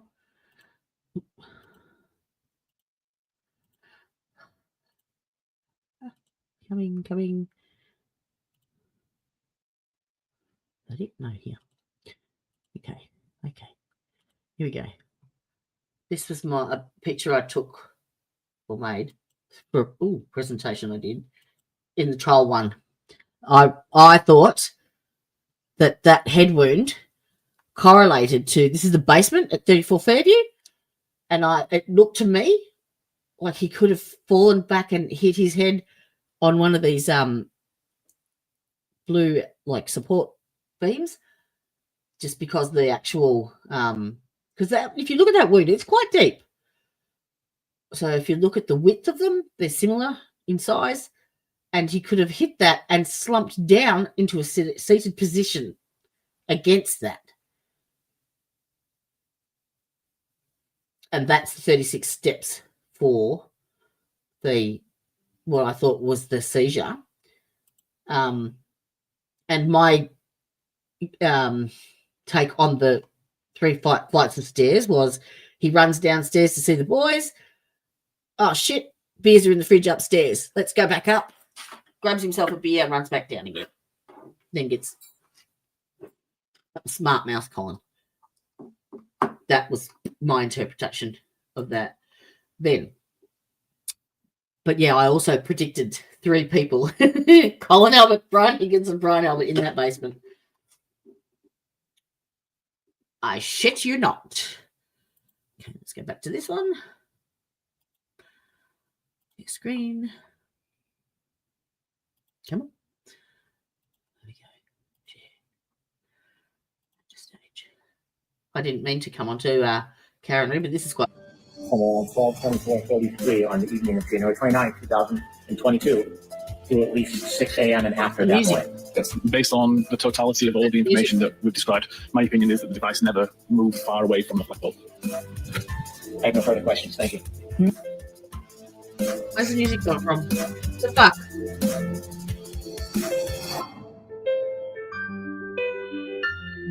Where the fuck is that coming from? Okay, so when you look at that picture of the house, there's the front door, there's the breezeway door, That was and then weird. there's a side door. You could kind of see it in that last picture. That side door goes into the garage. I have And if no there's anything fucking that I say idea. tonight that you remember. This is the McAlbert's stream, apparently. This is the defendingthetruth.org. She did say their names at the start, and I cannot remember because I don't know who the fuck they are. And they haven't got their names on screen. So, but yeah, it's like the McAlberts. Yeah. Yeah. Yeah, absolutely. And the more I think about it, oh, thank you. There you go. Thank you. How the fuck do you know that? How the fuck do you know that shit? Smart ass. He's showing off now. He's got contact. That you should not forget. It's that garage is attached. However, there is no way to get into the garage from the house. In order to get into the garage, you have to come out of the house. Like, let's say you're at the breezeway, so you come out of the breezeway Onto and the you would front enter veranda. that side door, or Yeah. you could go through the overhead doors. So once John was in the house, he would have had to then walk back out of the house and either walked through that side door or the overhead doors. And the important part of that is the 36 steps, right? So there was only 36 steps. So you're talking about They don't want trolls it's in not possible, right, for him to have gone in the house and then come back out of the house. So just please remember that there is no way once you're in that house to get into the garage without going outside again. It's nice to hear facts and evidence from the trial instead of people guessing or filling in the blanks. Excellent show. What the fuck? Yes, you do. So do I. And I don't ever insert an opinion unless I have done that. That's my big thing. I need to know the insides and the outs of it, like fucking back to front. But when it comes to the medical shit, that's my forte. That's my forte. Because I've had so many years of experience in dealing with that shit. So in the first trial, the defense was fitting their theory to the information they had, and they had that stair flight. To the point, I'll tell you this one. Do you remember the trial that had the Ponzi scheme? Is it Ponzi scheme? No. The one whose husband died, who was he was injecting himself with all sorts of shit. And it was that fucking weirdo old fart defense attorney. Can you remember what was that, the Ponzi scheme, or was that? I can't remember what trial it was. Because no. And she got found guilty, but I don't think she did it. Because he was injecting himself with steroids and shit. Now, the only reason I know what effects that has on you is I've had to take steroids for 14 years now. So because I take artificial steroids, I don't produce cortisol. So my adrenal gland shut down. It was around that time of Melody Farris, yeah. No, it wasn't that one. I thought it was the Ponzi scheme. No, it wasn't. Anyway, yeah, and they had the medical examiner on, and he had missed quite a few things that could have caused what happened to him, because he was on the couch and he died really, really slowly. He just became unconscious eventually and died on the couch. And I believe he actually created what's called secondary Addison's disease. Yes, that's the one. Yes. Because there wasn't anything really that she could put her finger on. Yeah, nothing that was. It sort of gradually. That's right. Yes. That's the one. Now, I think his prolonged use of steroids have made his adrenal gland stop working, which has happened to me. So I have to take prednisolone for the rest of my life. So if you have a situation where you've been taking this prednisolone synthetic steroid, and then you stop and your adrenal gland doesn't work, you go into what's called an Addisonian crisis, which is much like a diabetic coma. Okay, very similar. So you become unconscious, and it is life-threatening. Yeah. I don't think the insulin had anything to do with it at all. At all. He had so many fucking vials of shit up there, but he was definitely injecting the steroids, and that can fuck with your adrenal gland. And you just basically get more fatigued, go to sleep, don't wake up. Simple as that. And we actually Steve got in contact with the defense attorneys to try and ask them to question Natalie Cochran. Thank you. It was the Ponzi scheme, wasn't it? Yeah. Steve got in contact. He believed it that much that he got in contact with the defense attorneys to question the medical examiner again, and they called him back. They didn't fucking ask the question. They didn't. They mentioned it. They mentioned an Addisonian crisis, but they didn't go any further. And that's what it fucking was. I guarantee it. Information. That stair flight information happened before they arrived, and they were fitting it to that. So that's why they had him going in the house, up and down the stairs. I did see a comment. I think it was Stuart Trish that was saying that the street was mostly flat. I don't have a clip of it. I'm happy to send it to you if you message me on Twitter. But Ian Whiffen did actually go through that too. I don't know if you guys recall this when he pulled up the topography map and he was showing, he had explained earlier in the testimony that elevation is 3 meters, right? Not 3 meters. So 9 feet. So if the elevation goes up 9 feet, the phone is going to consider that going up a flight. Mm-hmm. The other important part of that, and I know you're going to say, well, they were in the car, so it's not going to count steps. Ian also did a experiment where he drove with his phone. If the phone was docked or put down, it didn't count steps. However, if he held the phone while he was driving, it did count steps. So he showed that exactly where, and they were following with the location with the Waze, where the car was. They showed in the trial how the ground elevated. So that's really important. I know that there's been a lot of reporting that all the streets are flat. It's completely flat. That's actually not true. And that actually was in the testimony. So there's actually, Julie, just to stop you really quickly, there's even a video, I'll have to find it and I'll post it on my Twitter, but I ran across it the other day when I was going through some other clips of Karen talking about their vehicle driving down a hill or up a hill, one, I can't remember which, on that road. Basically, she herself talks about how hilly that road is. Yeah, I'll find it. I'll put it on Twitter. Yeah, and the topography part, I don't know if everyone remembers that, but that was really interesting. He showed it perfectly where those elevations were. It was while they were driving. More than likely, he was holding his phone. Where else would he put it? Comments are gold. The comments are gold. All right, done. Thank you. Good to see you. I'll see you when I'm looking at you. He was looking. We know he was looking at the phone. We know when he was receiving messages. Comments are gold. His face was what do you call that? Now what did he call that? What do you say? So when the phone recognizes the face, I can't remember exactly what. Yeah, he called Face that. ID. Yep.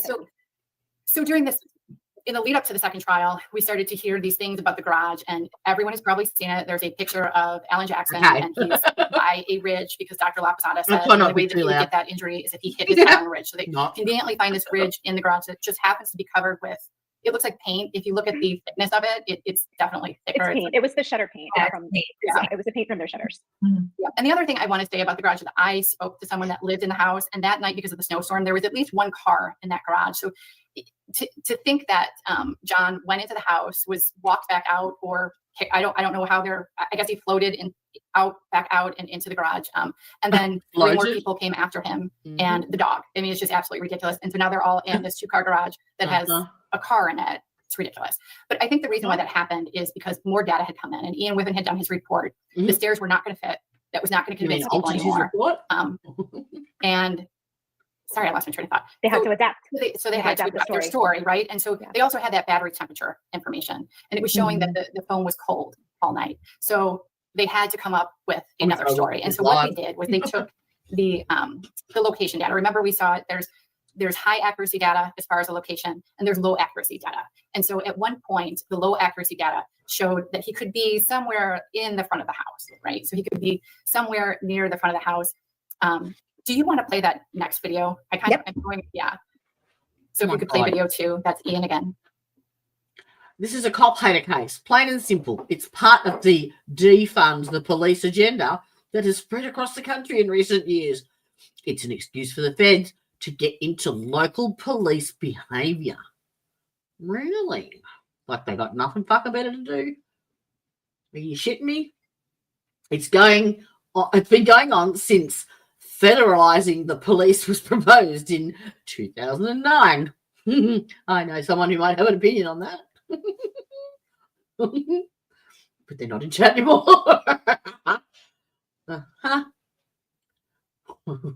You guys can go on and on all day long, putting down the defence. But we've got a fucking proa. Shut up. And her name's Jenny. Jenny, good on ya. Karen Reid is free and innocent. I know it's hard for you all to accept, but it's reality. What's the point of this podcast? Yeah. Would like to know the answer to that. O.J. Simpson and Casey Anthony Walk too. Not sure your point. Regardless, this misinformation has impacted real people and their children, so it's necessary to correct the lies. Correct. My point is that science said John was not hit by a car, so maybe stop tormenting Karen. You say you don't like when people torment you guys and your friends, but you're doing the same to Karen. Give grace. Lead by example. Take the high road. All that good stuff. Take some hallucinogenics. You definitely need some mind-altering shit. 15.9 miles an hour. 24 minutes, 28 seconds, travelling at 14.5 miles an hour, at which point it's approximately outside number 34, around the driveway area. 24 minutes and 29 seconds, travelling at 12.1 miles an hour. 24 minutes and 30 seconds, travelling at 11.5. 24 minutes and 31 seconds, travelling at 10.4. 24 minutes and 32 seconds, travelling at 8.9. 24 minutes and 32 seconds, travelling at 7. Absolutely. 24 minutes, 34 seconds, travelling at 5.2. 24 minutes and 35 seconds, travelling at 3.5. Has anyone seen Nina have lately? 24 minutes and 36 seconds, travelling at 3.2 miles an hour. Yeah. And 24 minutes and 37 seconds, travelling at 1.4 miles an hour. Finally, the device comes to a complete stop at 24 minutes and 38 seconds. Live dangerously. Also, from the testing I've done related to the speed, it may not be 100% accurate, but it's a very good indicator of the speed in general. So if it says it was travelling at 10 miles an hour, it would have been travelling at somewhere between 9.5 and 10.5. And what time is it over there now? It's coming on to 9 a.m. So the point of that is he did not get out at the driveway. He got out by the flagpole. Okay, the car never stopped until they were at the flagpole. So if you believe John got out at the driveway, that would mean he got out of a moving car. And I'm fairly certain the people in the car behind him would have noticed a man kind of, jumping out of a moving vehicle. You think? And then we have the other. Can you play the other clip as well? Mm-hmm. The third one of Ian. I can't take 3 meters over 16 steps. I can't take him seriously after watching him on his YouTube channel.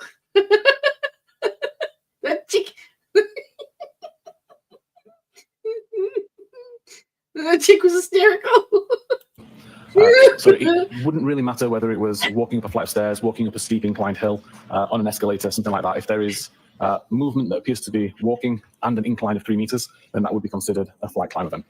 Is there any other ways that the phone led to the flight time, but the person's not actually walking up or downstairs? So I did test this a few months ago, driving in my vehicle. I was able to, if I just put a phone on my dock as I'm driving around, nothing was recorded. But I found that if I was actually holding the phone while driving at the same time, then the natural suspension of the vehicle plus the movement of my arm would be considered enough to be steps. And if that motion happened while I was driving up a hill, it would also result in a flight climb event. And the testing that I did consistently resulted in, I think it was 9 flights of stairs climbed while I was driving up the same hill multiple times. I just want to pop in here. Sorry, I just put up that Ben's comment real quickly. Were you listening, Ben? Because he was just explaining your question right here. And iPhones, by the way, are not. Was he? They don't have eyes. They infer. They make inferences using things like barometric pressure, motion, elevation. So you have to. So like you have to text stream data infers things too. You know, like wheels fucking spinning in the snow might be misconstrued. That's 34 miles an hour going in reverse. Just saying. Take into account that it's only one set of fucking rules. Inferring things from it. Sorry, Julie. No, you're great. So I interrupt for 1 second too? Yes, absolutely. Yeah. So that comment, I don't know his name. I can't see it anymore. But whatever it was. What? I feel like that's really part of the problem, right? No, you guys don't listen. It's crazy. I clicked on Seglaris' channel for a second because I know he's streaming us, and he's talking over everything that's going on right now, and talking over, yelling, screaming, everyone in the chat saying that we're lying. Yeah, what problem? This is how we got here, guys. Like, really, you're not listening. This is data. We're not listening. This is you can't argue with it. No, you can't argue with fucking science. And it's infuriating. It's this is why it's frustrating. Yeah, and it's like I'm open. Will, you are welcome. If you're done talking over us right now, you are welcome to come on and talk about this with us. Like, the door is open. This is not a war. This is an open conversation about just facts and the evidence. And the problem it wasn't hit by a car. Is that it's based on a lot of generalizations, and not details. And details matter. And we are open to discussing everything. I mean, there is nothing off the table case related. So, okay. Shut the fuck up. The polycarbonate material of the fucking taillight had a higher breaking point of pounds per second or whatever it is than the human arm. So if the taillight broke, the arm would have broken before it because it required less pressure than what it took for the tail light. Yet we don't have any broken bones. Now, if it hit that tail light, let's just have some LSD and think that his arm actually miraculously, his Inspector Gadget has go Gadget arms and whatever, didn't break a bone. Okay, all those cuts on his arms, all those fragments surely would have had a little bit of DNA on them, would they not? But not one, no.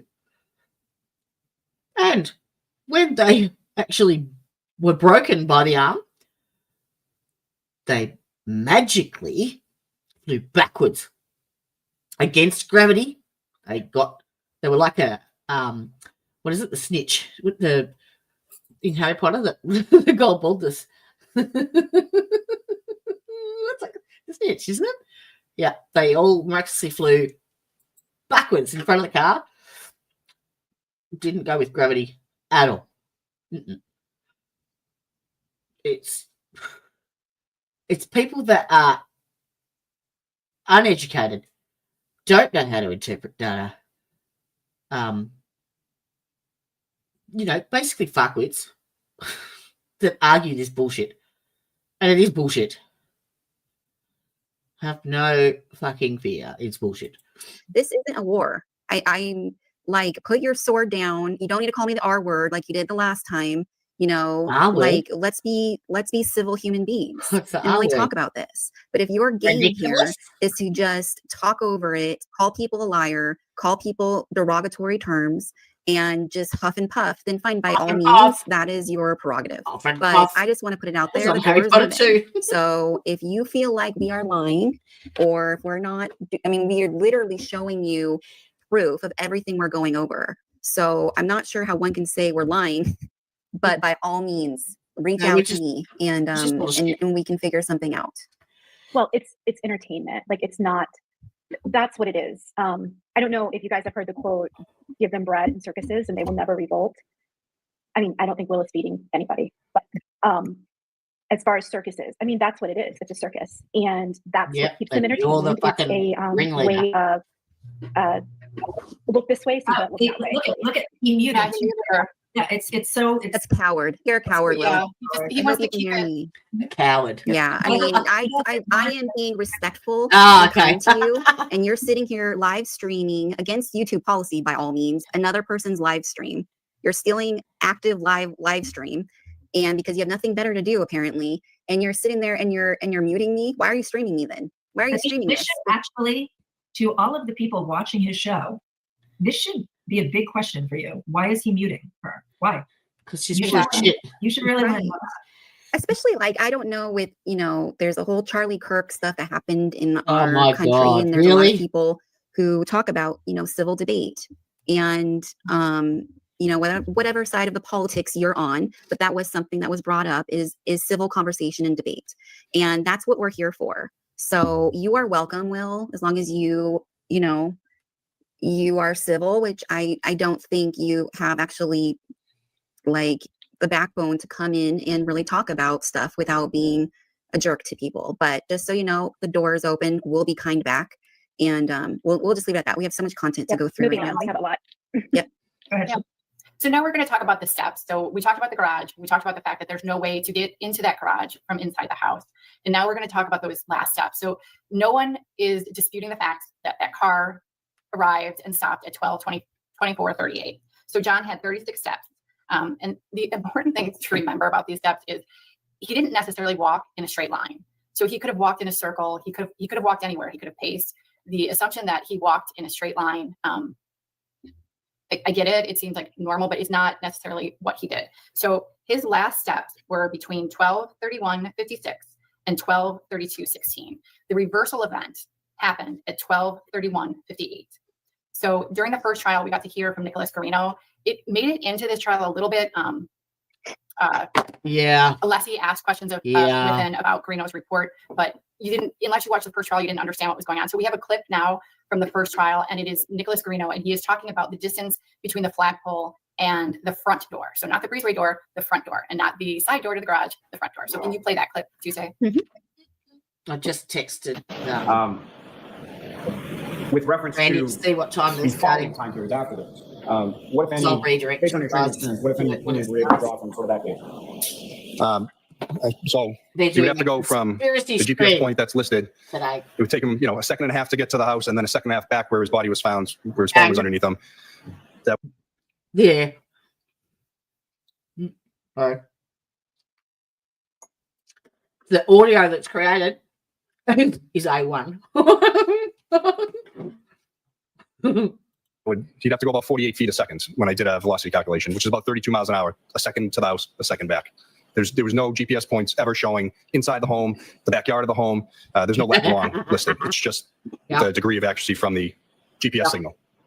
So 72 feet from where Mr. O'Keefe's body was found to the front door of 34 Fairview Road. In order for him to be inside of 34 Fairview Road during any of those measured timeframes, he would have to travel 72 feet and 1.5. The objection sustained. The objection sustained. So the other thing about this is, so now you know it was 72 feet to the front door. If he went into the front door, as Karen claimed during her interview, then he had to come back out, right? And there's not enough steps for him to go in and come back out. How did he come back out? And then he never moves again. Ryan Nagel didn't see him? The other thing that Ian Whiff and I don't have this clip, but he talked quite a bit about that pocket state.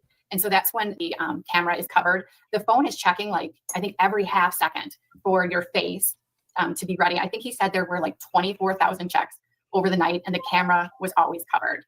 So if John, let's just say he didn't go into the house as Karen claimed. He went into the side door of the garage where there's a car, and somehow he also is, somehow the other people that she's accused of doing this end up in the garage with the dog.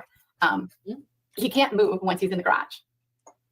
So if he can't move and there's no more steps, then how would he get back to the flagpole? So if you go with the defense theory that he was carried back out into the lawn, let's say his phone is in his pocket, right? Because it couldn't have been thrown over there. Someone would have had to walk it over there because the camera was covered. So if someone walked it over to the flagpole and placed it down, and then they placed him down, there would be steps registered on the phone. The phone doesn't know who's walking with it. It just knows that it's moving. So it's not like it's looking and it's like, oh yeah, that's John walking. I'm going to count these steps. That's not what it does. So It's an airplane, no? So let's take another scenario. Let's say they left the phone in his pocket and they carried him. That phone is still going to register steps, right? Because when your phone is in your purse and you start walking, the phone is registering those steps. There is absolutely no way to get John back from the house, the garage, wherever you are saying that he may have been, back to that flagpole with that phone without some kind of step, something registering. He would have to be floating. And I don't think any of the people in 34 Fairview had any kind of like kinetic powers where they could pick up bodies with their minds and move them. So there's that. I'm sorry, guys. I am like a little all over the place. I thought I had this down. Yeah. So the two most important points are you can't get into the garage from inside the house, right? So when you're talking to people about this and they say it had to happen in the garage, please let them know there's no access to that garage from inside the house. You would have to come back out of the house, and that 36 steps, right? So there's no way to account for getting that phone covered back to the flagpole without steps somewhere. So if someone can come up with some great idea, maybe they put it on a drone and they flew it back out and they landed it right there at the flagpole. I'm just kidding. That's absolutely ridiculous. But if you think about the garage, how you get in and out of the garage and those steps, it's absolutely impossible that he was in the house. And then when we talk about the location data, the defense took the lower quality data. The phone is constantly pulling in locations, and depending on what you're using, it might pull high quality data. For other things, like Ian's example was the weather, and that would use lower quality data because you don't need to know exactly where someone is. So the phone is constantly pulling these things in, and that's why you get that difference. It's not necessarily him moving. It's just the data expanding. The weather can do that, expanding, and then it's getting more accurate. One of the things that Ian said in his testimony, and I think it was Paula that may have latched onto that, is that he was giving reasons for why, like signal strength, why that might happen. And he gave several reasons. One of those was if he went into a building or a house, a covered building. And I would just like to ask anyone who really thinks that Karen is being framed and that Ian Whiffen is also an operative of the Commonwealth, why in the world would he give that example if what he was saying wasn't objective? So he was just giving examples, right? Just he's putting the information out there, and whatever it is whatever it is. That's just an example of how that could happen. If you go back to the clip that we... Does she actually know how Ian Whiffen got involved in the trial in the first place? Oh, and Tuesday's not here. We had that one. Oh, I'm here. I'm here. Oh, the picture with the last step so that everyone can see that. I think Jenny made that. It was really great. It's a really great visual. That's so great. This is a Oh yeah, timeline. I did make that. That's me. Yeah, it's really beautiful. It's really beautiful. You did a beautiful job. So this is the timeline, and you can see that reversal event, right? You can see John's step start at 12:31:56. You can see the SUV back up. Julie, I'm going to cut in real quickly. I meant to stop you for a second, but I wanted to address this comment. I put this person put, oh my God, you're relying, I'm guessing, on Guarino. He missed thousands of texts in the Birchmore case. Yeah. So he actually did math. So that's what we're going off of. Like the 32 or the where he would have to walk, I think he said 32 miles per hour So to walk with math into the house and back to his phone. That's math. So you can believe math or you can not believe math, but I just wanted to and he absolutely did not miss thousands of texts in the Birchmore case. We've been over this time and time and time again on Twitter. I'm not going to get into it. He did not. Right. If you read the reports, he was talking about the phone and he was confirming that they had been deleted, and then the FBI went in and they got them from the cloud. I mean, he didn't miss. It's like the most ridiculous things that you twist yourselves into pretzels to make. So the 900 people FBI it's had to go in and they found extra stuff. Sorry. Yep. So here's the visual. If you want to take a screenshot, Jenny did a really nice job with this. But again, it's that 36 steps, right? So there's no way around. There's no way for Karen to get around the fact that there's only those 36 steps, right? I've heard like ridiculous things about how supposedly the witnesses got John back on the lawn, but you can't get around the 36 steps, the covered phone, the fact that if the phone was in his pocket, him on the fucking lawn at 12:30, you dickhead. It's anything's possible, but it is highly improbable that they threw the phone and it landed. And I don't even think that could happen either, because the face Doppler check kept checking. And it was like, as I said, like twice, what did I say? Like every half second it was checking. So it would have been in the air and it would have noticed that it wasn't in a pocket state, and that never happened.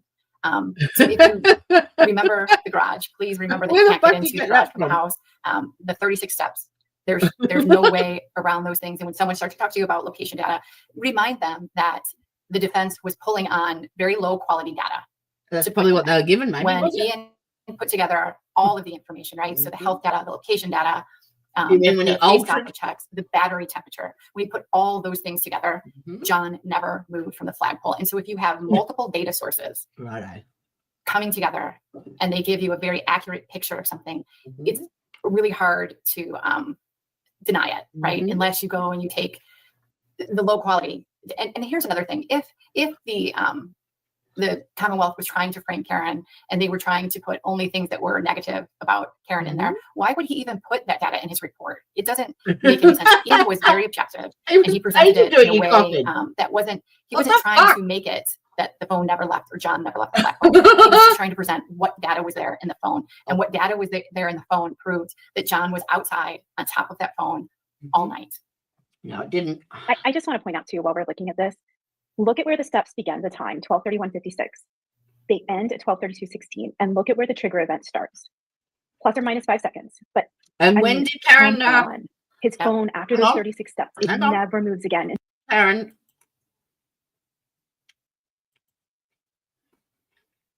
when did her phone log into One Meadows?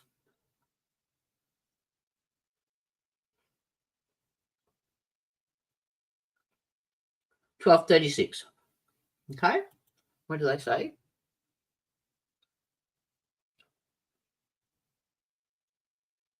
$12:32. That allows him 3.5 minutes. Her 3.5 minutes to get back to 1 minute. Until Carrie picks it up the next morning around 6 something, when she's getting the blankets off the ground. She saw John's phone. She picks it up. It never moves again, and that trigger event is right in line with when his steps started and when they ended. I mean, that is solid. Bulletproof. It's absolutely bulletproof. It's really sad when you see it, when you read it and you look at it. Very sad. It's it made me very sad Oh, when you're listening to the trial and like all the stuff was presented. Like Ian went through it in much more detail in the second trial. And the clip that I saved it as John's last moment. And that clip, that part of it made me so sad, because he had it down to the second. Testimony. I mean, you can literally see with each data point what happened in his final moments. And Jenny just made a good point. You can literally see on the police dash cam video when Carrie goes over and picks up his phone. Yep, I'm gonna play that later. It starts moving. You can. It's there. There is no question. I mean, it's right here. It's right here.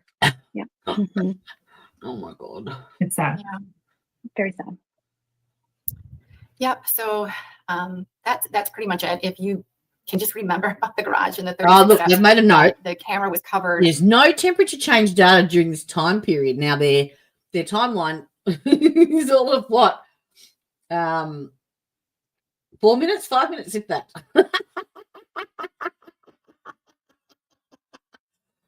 Yeah. Yes.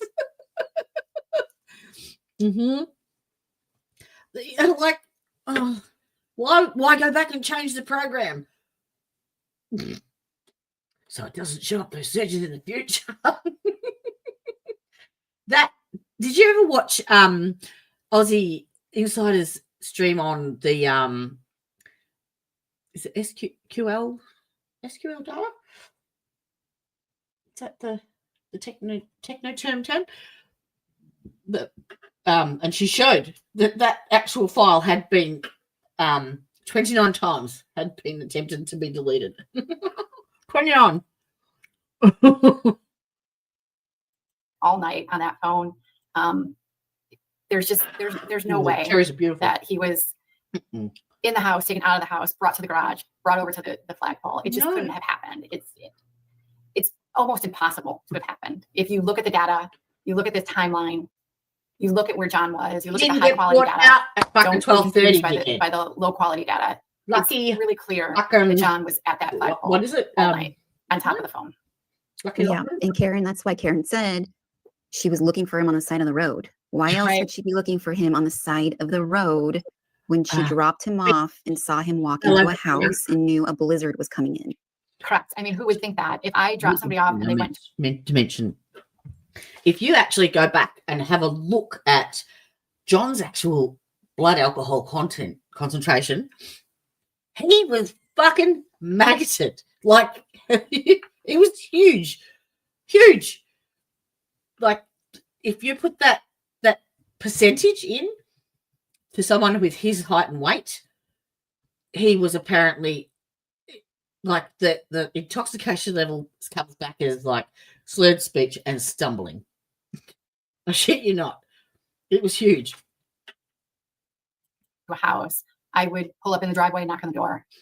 Who wouldn't? The next morning, like I wouldn't be thinking he was in the front yard. Why would I think that? It's not logical. She didn't It's think he was not in a the front logical yard. first They were thought. driving past. And I mean, I don't know. I can't even fathom why anyone would think that was normal.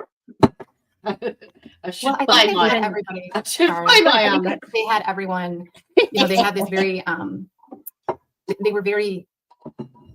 They pushed the flights of stairs, and they were like, "Oh, look at his phone." I'll see if I can find my stream on who were they? They were. It was the voir of Daniel Wolf, the Crash Daddy, with Hank Brennan. I think that was a stream. I lost my shit. It was my. It was a stream that I physically went back into whilst I was doing it and demonetized it because it was fun. I had to mute myself. Says that he was walking up the stairs, and people have this this belief that it's data, so it's 100% correct, and if it's interpreted incorrectly, it's not necessarily there's anything wrong with the data. It's that you have someone who took one part of the data, didn't do any verification, and then said it was fact, and they took that. I mean, you guys remember that? Like people would be like, "Well, where were the stairs? How could he be walking up and down stairs?" And that's like, I mean, that went on for like ever. And even though we knew when he arrived, and it couldn't have happened, and then they would yell and yell, "Oh, I drove that, and it's flat, it's completely flat," and none of that is true. It's just not true. Yep. Yeah, and then not to mention, and we're not going to get into it tonight. And actually, I'm going to make a comment about this because I know people are going to be like, "But you didn't talk about this or you didn't talk about that." If it has something to do with what we're talking about, reach out to us. But there's so much information. We are only going to cover a portion of it tonight, right? So we plan on talking about it. We plan on doing more episodes of this so we can just cover all the information. And so feel free to reach out. It's hard for us to read these comments. The chat's going so fast, but you can email us or reach out on Twitter. Live chat. Oh, maybe it's in the chat. Maybe we want to have you come on here if you're interested. Yeah. For replay. We love your article. Love maybe. Oh yes. Oh my gosh, yes. Where is it? I'm so impressed by those articles. Highly recommend. They're unbelievable. All right, Julie, are you still have more stuff, or are we on to the next I'm topic? good. I think I'm good. I think I got it all. Okay, so who's going next? I believe Carrie. I'm going last. My information kind of wraps everything up. Okay, so I think, what was I going to start with Tuesday? I think I pretty much started with the first page of the complaint, which was, can you pull that up, Tuesday, or do you want me to just read it? I think what I wanted to focus on, the first thing I wanted to focus on was that he was killed during a late night house party of heavy drinking, when the only person that night who was proven to have been heavily drinking was Karen Reed by her own admission. I know that y'all saw in the trial, the forensic experts presented retrograde analysis showing her blood alcohol level. At the time, I think it was 0.13% to 0.292 or maybe 0.300. I can't remember, but to put that in perspective, the 0.135 is drunk, being impaired, legally drunk, off your balance, coordination's gone, things like that. The 0.292, the highest, which is what they put her at or could have put her at, you're blackout drunk. And that's what her blood alcohol level, when they did the retrograde analysis, was found to be. The next morning, I think it was maybe 11 a.m., 10 a.m. So her claims that a murder happened after heavy drinking by the people inside the house, while their client is the only one scientifically proven to have been intoxicated, it just doesn't matter. And Tuesday, do you want to play those clips? There you go. Is it Tuesday? Oh, sorry. You're muted, Tuesday. You have to listen to this. I was looking for the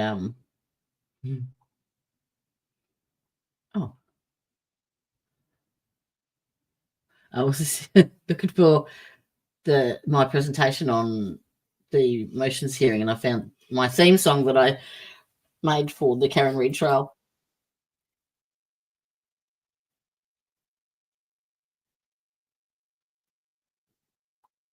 And it's flat out right.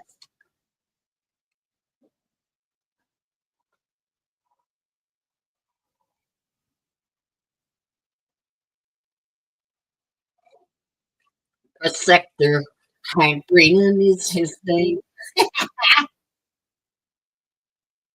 Argument.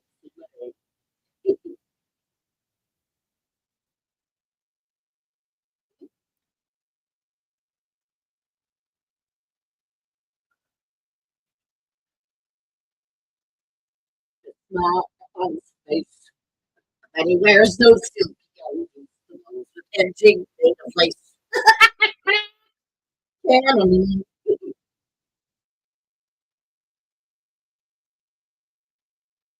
Rush to steal her. So you can bring your message.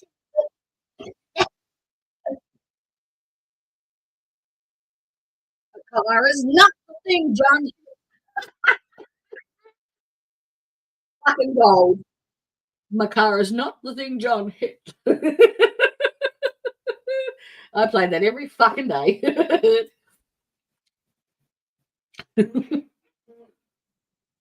Oh, why haven't we got sound? Oh, there we go. The final count of my alcohol intakes, probably about 5 or 6 or 4. The drinks that they were pouring me at McCarthy's, which is where I consumed most of the alcohol, was the weakest at the time. I was tested as well.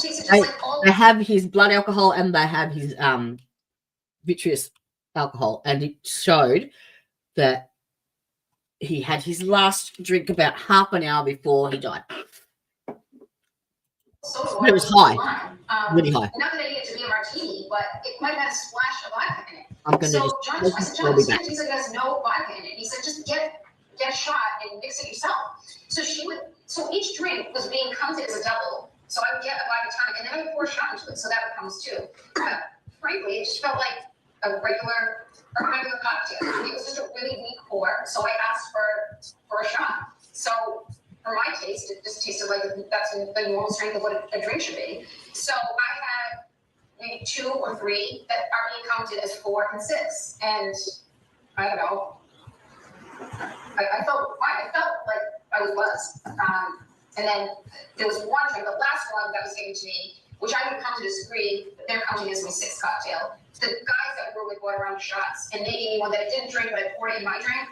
So that's now my 5th and 6th drinks with the 7th, which is a shot that all the men did, and I poured it. So that one glass that I'm holding, that I go into the water bowl with, has 3 drinks in it, a vodka tonic and 2 shots. And which is why John said to me, you're not leaving that drink here, like you haven't touched it and just poured a bunch of vodkas, like just take it with you, which is something he always did. So then I go into waterfall, and I put that drink down and I socialize most of the time. So that would have been like the 6th and 7th drinks. Then John orders me to drink the water bowl that I don't drink, that he takes with him. And then there was a round of shots that Chris Howard bought that I did take. So that would have been the night. But I did not consume 9 vodka martinis or take 9 shots. depending on how you count it. And the last 2 drinks, I didn't touch. To do that last drink, right? I wouldn't say I kept like a normal amount. Like it's like a glass of tonic every 40 minutes. Okay. And so are you feeling like buzz? And I'm not checking, I'm just trying to get buzz. Yeah. How did you feel after that many drinks? When you got started, did you feel like you could drive, and did you feel how I wouldn't have gotten on the expressway. I wouldn't have gotten on the expressway at 12:15 on January 29th. I mean, it was quiet. The roads were very quiet. You can see it on the videos. And I was going, when I've had a few drinks and I drive, I always drive extra slow. So I know my alerts aren't as sharp as they should be.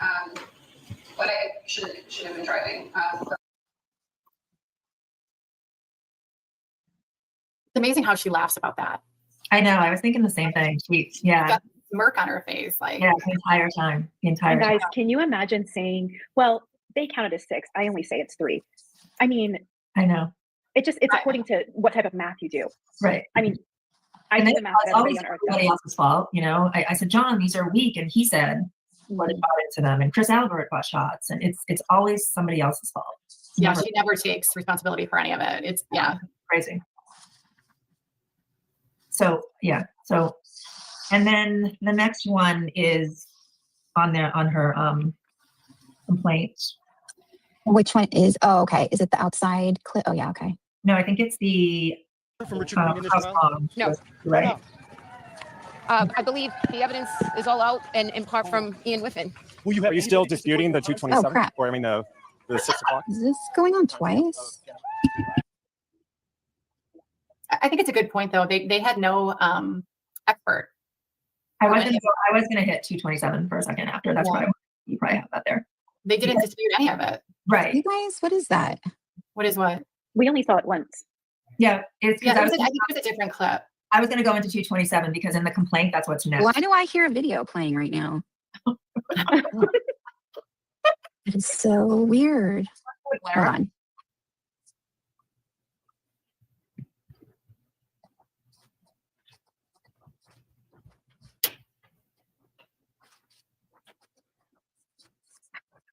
Hi, Julie.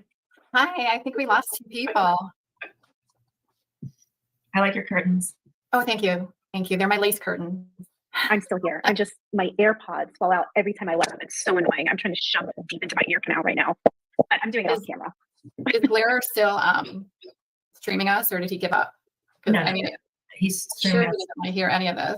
He does. He's streaming us, but talking over it and yelling at everyone and muting it. I don't know how his audience learns anything. Did you? I turned it on for a second. That first time when he was talking about us, and he was trying to say that the autopsy photos were public. Yes. And how he doesn't understand what happened is a surprise to me, since he's been covering this case for so long. So what happened in that September 2022 filing is David Yannetti should have impounded the autopsy photos. He did not. The autopsy photos in that filing, if you were to get them, were black and white. Karen took all of the colorized autopsy photos and she gave them to Aiden, and Aiden published them. So Blair was trying to say, oh, there were no naked pictures of John. I don't know what planet you live on, Will, but when someone you love is killed in a horrible way, those photos are shocking. They're horrible for the family to see. I don't care if he was naked or not. That wasn't the point. The point was it's a person you love who has died in a horrible manner. Yeah. And the fact that you are trying to make I was just thinking it'd be funny because I should stream the Glarus stream of this stream and react to it. First of all, it's no big deal. Second of all, you don't even know what happened, and you're saying it's nothing. You don't know. Excuse my language, but you don't know jack shit about this case. You don't know anything. Really? Oh my god! So sorry. Yeah, no, he doesn't know. Oh my god! Julie, I told Carrie earlier that I need to get popcorn. So when you go off on someone, I can just I mean, it just exactly. The autopsy photos for me are incredibly upsetting. Most of the time, families never see those photos until the trial, and they're shocking when they have to see them. I think you guys know. Some people that are watching this might know. My son's friend. I've got a few that were at the morgue, not at the hospital, which I'm more than happy to share with you if you want to see them. But There certainly weren't autopsy photos, no. And they're shown at every when trial. they showed his autopsy photos, there Every was trial. an audible gasp. It was horrific. And the fact that they did that to the O'Keefe family, I will. Oh my God. I will never forgive Karen and Aiden for that. And it all comes down to the fact. Karen and and Aiden. Yannetti even said it as well. The body is the best evidence. He was a human being, and The body you is took away his dignity. Oh my And you God. splashed those. Hello. Weapon, victim, murder, trial. Mind blown. Mind blown. Everywhere, and people constantly put them on the internet. It's a horrible thing. It's What absolutely was horrible was watching leaf fucking blowers in an evidentiary search. I don't understand how you don't get the human part of this, and how you're so desensitized to the fact that this was a human being who had people that loved him. I mean, and it's your body. I imagine if Have it's you your watched own Child body before? and your naked body is being leaked online. The lack of human decency is disgusting. And I think this goes into the true crime culture here, is I feel like many years ago, there was, people who I'd say in the true crime sphere, there was this advocacy and care for victims. And since this online world has just gone amok, it's almost like anyone's tragedy has become a playground for people. It becomes their own story that they're allowed to just use and exploit. Who would capitalize on this sort of shit? I don't know. Arseholes. And just ridiculous. Hello, this Mr. is, I mean, was a grown man, but this is still someone's son. This is still someone's brother. This is still a man who deserves dignity and respect. And the court system, we got to trust the court system to play these things out in court, not trial by media before even a trial goes. So that you're saying that the trial is wrong now? Really? I think they found it innocent. Was on. It's awful. It's extremely disrespectful. And I really encourage people to consider how they would feel if their own son, brother, yes, it is, whatever, husband, wife was treated this way online. Agreed. Sorry. Yeah, and I think that's the bottom line. They've lost the ability to put themselves in other people's shoes. Completely lost it. No, it's like they're characters. And I think this goes into the witness intimidation stuff too, is that the way they have turned all these people into just caricatures, by, again, I am very... Who would do that? Who would turn these people into caricatures? Not me. I still can't fucking scroll down here. What the fuck? Come on. What the fuck is wrong with my god damn StreamYard? Why can't I scroll? Come on.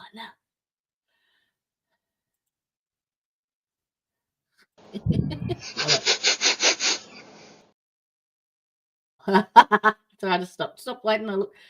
Happy birthday, they all shout loud. You're older now, stand up, be proud. But you're just gonna have to put up with it. Defense rest, welcome. I'd be down for helping your uncle. Let me know what I can. Kudos to Jody, who's like the most amazing creature in the world. Find that you're out in the middle of the night. I'm going to rip a new one. Honey, I got one. I made my own. And I can't help who likes it and who don't. My bank account likes it, and that's all that matters. So how did you meet your husband? I went up to him and said, you know the difference between me and a mosquito? A mosquito stops sucking when you slap it. And what did you mean when you told him he was going to be dodging dicks for the next 6 months? Bullshit. Bullshit, Gavin. Bullshit. Oh, really? Anniversary. We also saw the defense rest in there. Lake is my middle name. This is the defense rest. Wasn't me.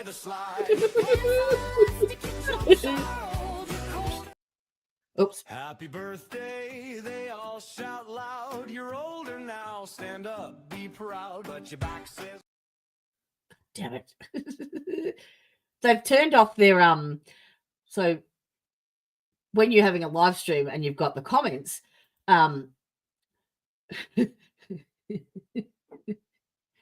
you can have them play, but you can also turn them off so that if you're on a replay, you can't see the live chat. And that's what they've done on here. You cannot see the live chat at all. And I have to play the end of that because that's the funniest bit. But I'll wait.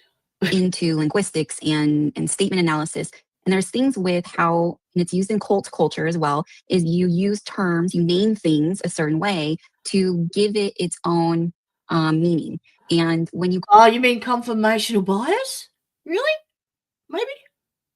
Call the witnesses the McAlberts, you are basically trying to create them as one entity, and you're being disrespectful, and you're creating an image that they are not individuals. They are not people. There is not a bunch of people in this storyline, and it allows for context to be missed. And it's just disrespectful. It turns it into a game and entertainment for people to just run around with pitchforks. They're fuckwits. Well, now they're calling them house dependents. I was just going to say that. That's the new word. That's what they were called for filings. I mean, there was quite a few people in that house. They're not all defendants. But I digress. You do. All right, Carrie, is there more stuff you wanted me to post here? Well, I was going to just hit on 227 just for a little bit. I know, I mean, I feel like 227 couldn't be more debunked if you tried, but bullshit. As, I Bullshit. just was sitting here glancing at the Glares chat for a second. I think 20 people all posted, 227 happened. I don't know what more could be said to yeah, Richard Green never even testified in the second trial. He did not testify.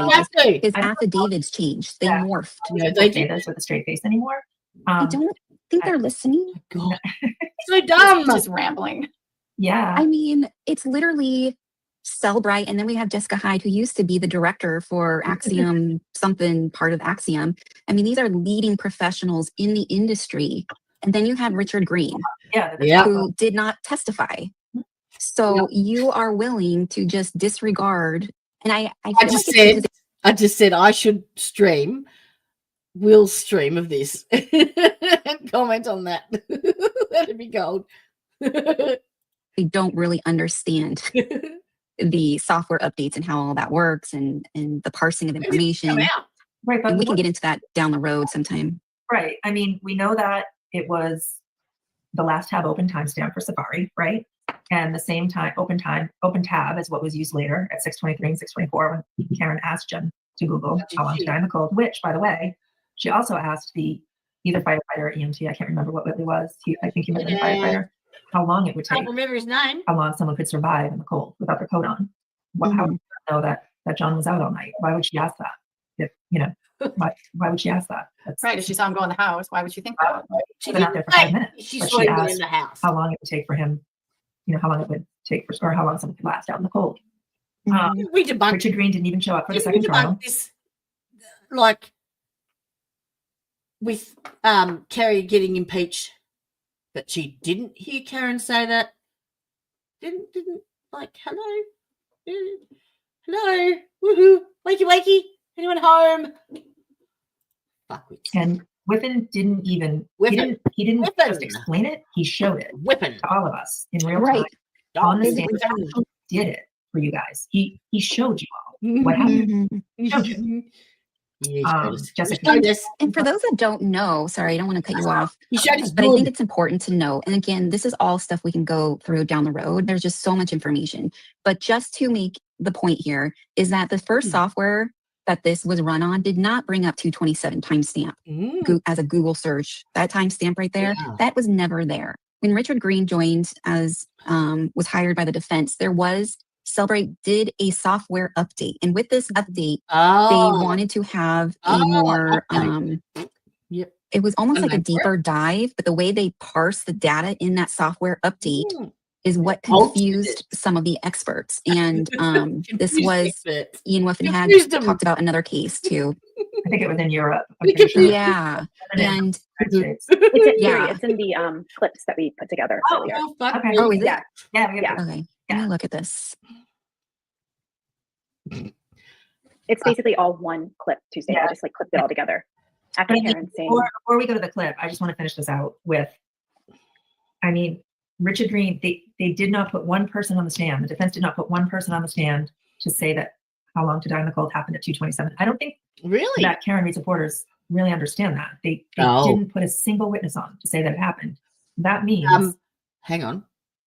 The prosecution didn't put on a case. No, they didn't. They basically tried to just discredit every fucking defense witness because they had no one. You dumb fucks. it didn't happen.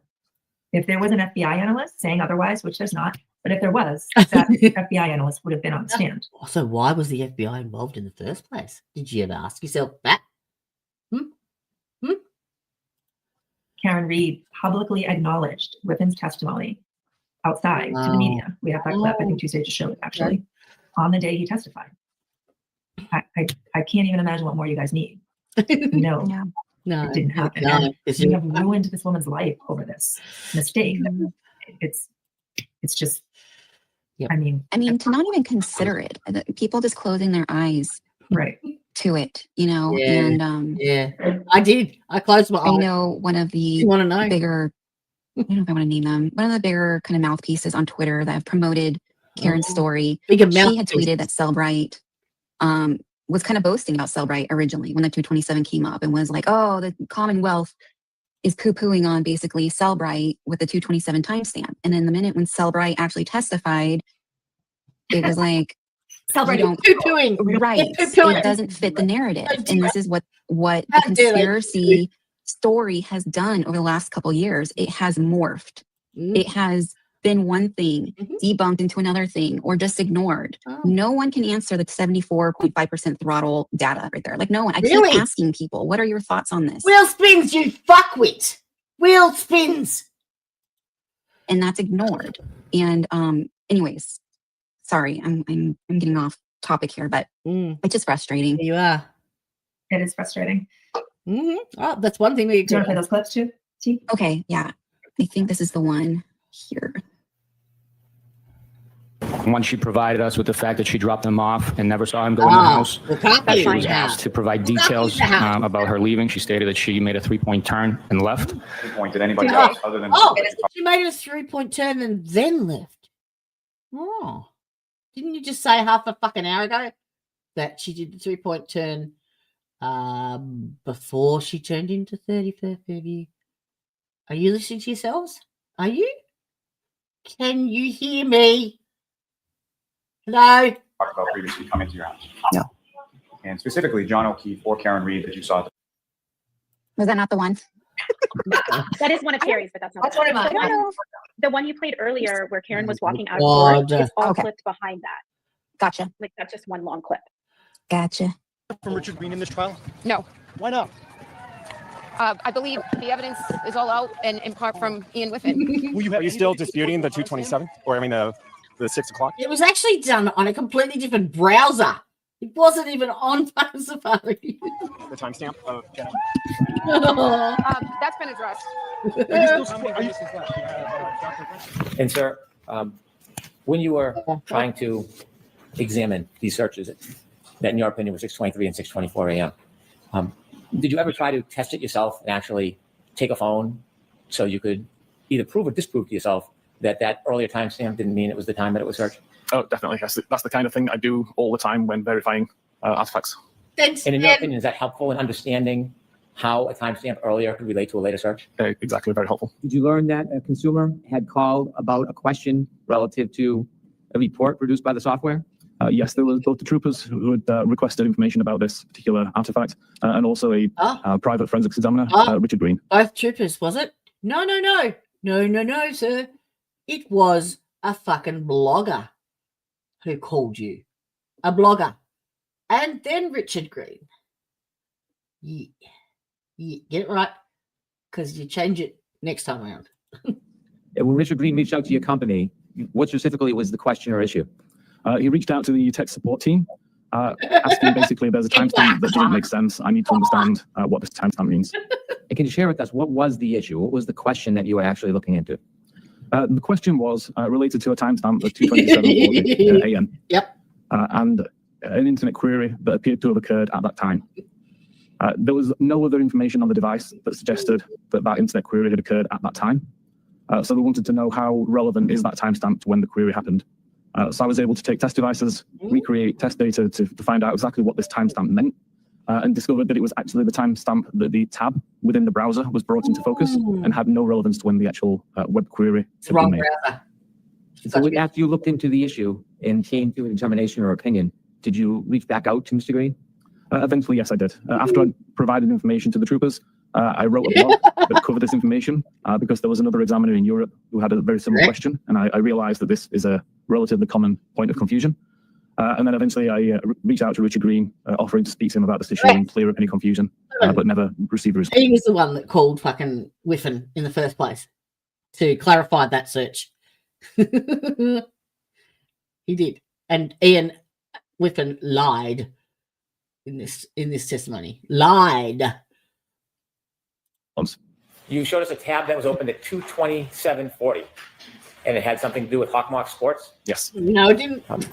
In your opinion, to a reasonable degree of scientific certainty, was that the same tab, that 2:27:40 tab open for Hawkmock Sports, was that the same tab that later was used for searches or attempted searches at 6:23:51 and at 6:24 relative to how long or how's long to die in cold? I believe it was, yes. Was your opinion limited to analysis of reports generated by companies like Celebrite or Axiom? It wasn't, no. I went into the data, looked at the various different databases, different files that were in use, tested it across many different devices to make sure that my understanding and analysis of it was correct. And finally, those attempted searches at 6:23, 6:24, you mentioned that information at some point was deleted from the phone? The only records that were deleted were the browser state database records. Yeah, they were deleted from the device. Do you have an opinion to a reasonable degree of scientific certainty whether or not that information was removed as a natural application of the phone, or was it because somebody took the phone and actually deleted it by hand? So again, I don't believe it's possible, given the situation and the information that's available, that it would have been possible for the user to delete it. In your studies, in your position, is there any viable dispute in the forensic data scientific community about that issue? I don't believe there is anymore. Now, you got involved in this case because you received a complaint from a consumer. I received a question from a consumer, yes. And you attempted to resolve that? Correct. A consumer. Other than that source, have you received any information, feedback, opinions that would make this issue in any way dispute? Yeah, I received a very similar question from an examiner in Europe. Fairly similar circumstances with the case and with a timestamp that didn't make sense, that was originating from the same database. I applied the same logic and theory to his question, and he confirmed it solved the issue for him. It all made sense then. And since then, has in your world, academic and research world, forensic data science, other than the person who originally raised the question, has there been any dispute brought to you by anybody about your conclusions about when the search actually happened? No. If anything, I've heard people who have confirmed the research that I did. Oh, okay. Really? Interesting. Okay. Now play his first fucking testimony. Come on. Let's be transparent here. Carrie, you there? I'm here. Okay. You can't see me. Okay. I'm covered by chats. Oh, there I am. There you are. No, I liked it the other way. Yeah, Was that when you were coming? like I said, I don't know what more you would need to hear than that. I really don't. I just want to read these because this is kind of what we're doing, right? And I'm not trying to be petty or anything, but this is no.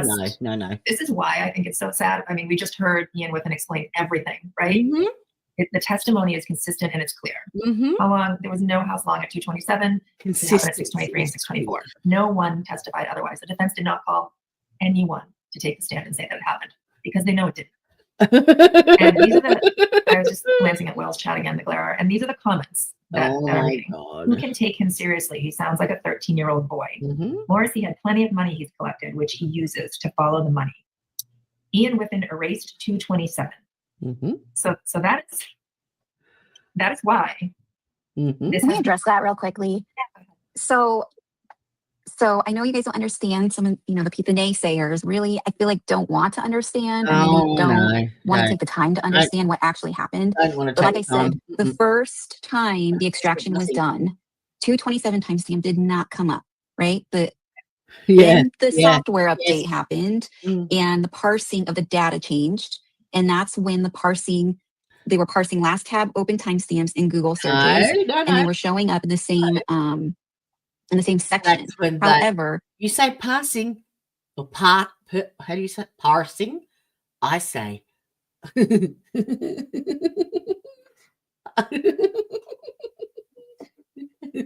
ouch. Sorry. And I forgot the word. Altering, yeah. Parsing, altering. Tampering, that's the word, tampering. Interchangeable, apparently. Interchangeable. both Jessica Hyde and Ian Whiffen said that a data report is a tool. No. It is not. I've not invested fucking more than 10 minutes in this. No. It is not something to use and just look at for just a regular Joe Schmo person to know what it is. You actually have to have it analyzed. And so that's where the expertise comes in. And most experts understood this concept. Richard Green, I don't know if he didn't understand the concept. I know Ian Whiffen that Cellbrite had offered him to get certified in Cellbrite. And as far as I'm aware, that was he wasn't declined by Richard Green. But yeah. So what they did is they did a new software update where it was not doing last tab open timestamp polls, right? So that's what happened. That's the technology behind it. So you can ignore it, or you can be open-minded and really try and wrap your mind around why the world-renowned company Cellbrite is correct. And Richard, again, this did not just happen. Oh, I'm sorry, Julie. You can go ahead. No, go ahead. Okay. This wasn't just a problem in this case. Like that clip was there, right, where he talks about the other. Yes. So to him. These bitches have their own happening in other areas of the world. He was getting these calls. Right. So they just come together. They did not delete or change the program for Karen Reed. I mean, come on, guys. Yeah, for Jen McCabe. Sorry. They did not change that. It's $1 billion company. Do you know what they would be putting at stake if they changed that program for one court case because they were trying to get a certain outcome? They're putting the entire company on the line. And I really know how powerful the McAlberts are. Right.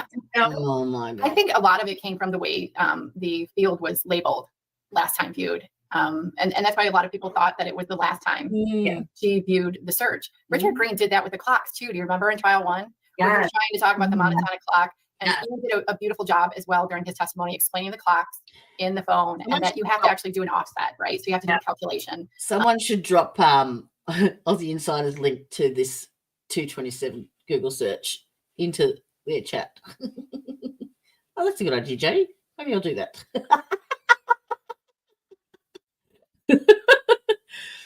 Oh, what was that? Defense Witness 94. Michael Easter. Hang on. Which trial are you talking about? There wasn't 94 defense witnesses in Karen Reed.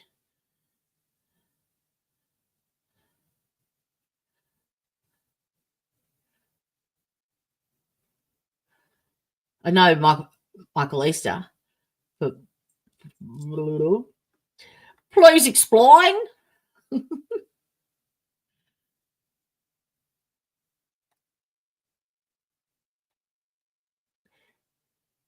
Okay.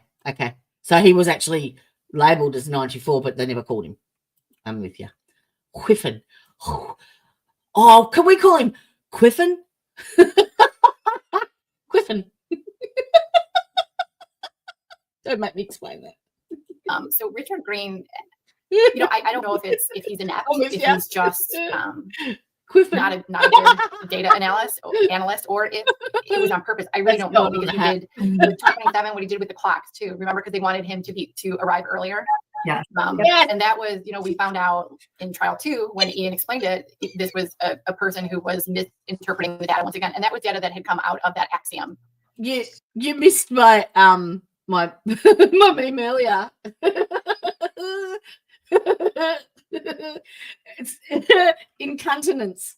When you can't control, and you say how many times you use the word cunt. Incontinence. Report as well. That's good. And that's another point too. Celebrate is not the only one that changed their program to make this clearer, to make that tab, so it wouldn't be so confusing. Everyone has, and I think the only people that haven't actually changed the program is Axiom, right? But they did update their manual. Was it Axiom? Actually, it was right. They didn't teach it. It's still there. However, when you look at their manual, they explain it a little bit differently than Cellbrite was explaining it. So it showed up there as well. But when you looked at the manual, it basically told you, hey, this might not be inaccurate. You need to do more analysis. You can't just go by this timestamp. So, and he knew that. I don't know. I don't know. I think some of these defense experts just are paid. They're paid advocates, and it is interesting that he just disappeared. I mean, if what he did was so reliable, then why wasn't he in trial too? I mean, someone should ask Karen that. Where'd your boy Richie go? Not my I did ask the other one. She said Ian Whiffen answered it. Yeah, you're right. She said that. So, maybe it's like nasties. I have a few more things. I think maybe we should do mine in part 2, and I will let G do her thing because I still have the people in the house, and then I have the decorated dude, Brian Higgins. Yes, all that's really good stuff too. So I think that's good. With saving it till next time. We'll save it. Maybe we'll do another night in the next couple nights, and I'll let G do her thing. I can hold on. Let me think what I want to cover then, because I can cut mine in half too. I'll do Tuesday. I sent it kind of on 2 separate things. I'll do my second talking point outline. I'll save this first one. All right. Put it in. I'll save it for next week whenever we decide to do it. So let me pull that up. And I'll so you'll only need to play those clips. The second. So second talking point. Okay. So what I wanted to talk about was number 42. And the reason I wanted to talk about this is because I had already kind of covered this in detail on Twitter. So, or at least part of it. So I just kind of wanted to add to it. So 42, in her filing, or in her complaint, 42 says, while Ms. Roberts joined Ms. Reed with administering CPR, Ms. McCabe did not help or even approach Mr. O'Keefe. Rather, she sat in the cab of the vehicle, called 911, and reported that there's a man passed out in the snow. Okay. So I'm splitting this part in half. Okay. So just address that part for right now. I'm there. So first of all, my question about this is, I really want to know how the insurance companies feel about these lies that are so easily disproven. The attorneys for the insurance company, how they're going to feel about, I mean, this is unequivocally false and it's so easy to prove. Is it? It really makes me wonder how those attorneys are going to feel about Karen and her attorneys. Yes. Things like this. But, this is not for her auto insurance though, right? This is the other. Never mind. This is the complaint against the witnesses. Okay. Forget it. Forget what I just said. That's a good point, because during that one interview, her new attorney, or was it during the hearing? I can't remember, but one of them said that Karen has repeatedly told the same story. Yeah. And that's not true. I mean, how many versions are we on? Yeah. But if you can play that first clip Tuesday, the Gen CPR. It's the one with Carrie. It should be clip number. Oh shoot! I didn't. Hold on. I have it. The blanket one. No, it should say Gen CPR. It should be labeled Gen CPR. Okay, got it. Okay. How long did you give chest compressions for to Mr. O'Keefe? Oh, I can't be sure. I would say 4 minutes, 5 minutes while we were waiting for the EMTs. I had Jen take over at one point. Briefly, what was the temperature like and the visibility like? The temperature was freezing because I remember at one point I couldn't feel my knees, which is why I had Jen take over. And it's the wind. When you see Carrie removing the snow from John's face, what do you do? I was frozen. I was shocked. I couldn't believe that was him just lying. Shock and horror. Tell us what you're seeing. What do I see? I see Carrie just wiping the snow off. Karen had straddled him and had lifted her shirt and his shirt and was laying on him, and Carrie was screaming at her to get off of him. And I was literally just stunned, and there he was. What did John look like when you saw him? I couldn't see much about his face because the rest was snow and Karen was moving over him, but he just looked like just him, but just like frozen. What did you do? At first, I just stood there for a minute because I couldn't believe it was him. And then Carrie Roberts and I made eye contact, and I knew. I was like, all right, I'm going to call 911. But I think I knew in that moment that John, was dead. No, you have to. You have Did to you call explain 911? now why you said what you said on the 911 call. Yeah, I started to call 911, and Carrie and Karen were just screaming, and so I walked back towards Carrie's car, and then Carrie was also yelling at me to go to the back of the car to look for blankets and towels. So as I was calling 911, I was at the back of the car looking for the towels and the blankets to bring over to Carrie. And while I was doing that, I believe 911. Jen McCabe actually did give CPR. Samantha Beningo found it on the dash cam video. It's very hard, very easy to miss because it was like a grainy video, and it was a 5-second thing that you easily missed. But yeah, she did actually give CPR, and I was the first one to put my hand up for it, because I didn't believe it either. Answered. Did you speak to 911? I did, yes. Did you get the towels and blankets that Carrie had requested? I did, yes. After your phone calls 911 and you had the towels and blankets, tell us what happens next. So after I called 911, I went back over to Carrie, Karen, and John. And at that point, Carrie asked if I would take over compressions. So she got up and I started doing compressions, and Karen was doing mouth to mouth. Yeah. When you started doing compressions, were you touching John over his clothes or touching his skin? No, I had my hands. I don't remember. Hands. Did you at that point get a chance to touch John's body and see how it felt temperature-wise? I just remember when I was doing the compressions, I don't really know how to explain it. It just felt very funny. I'm sorry. It just wasn't like normal. I don't. That's it. Because rigor mortis had set in. Mm-hmm. Yeah.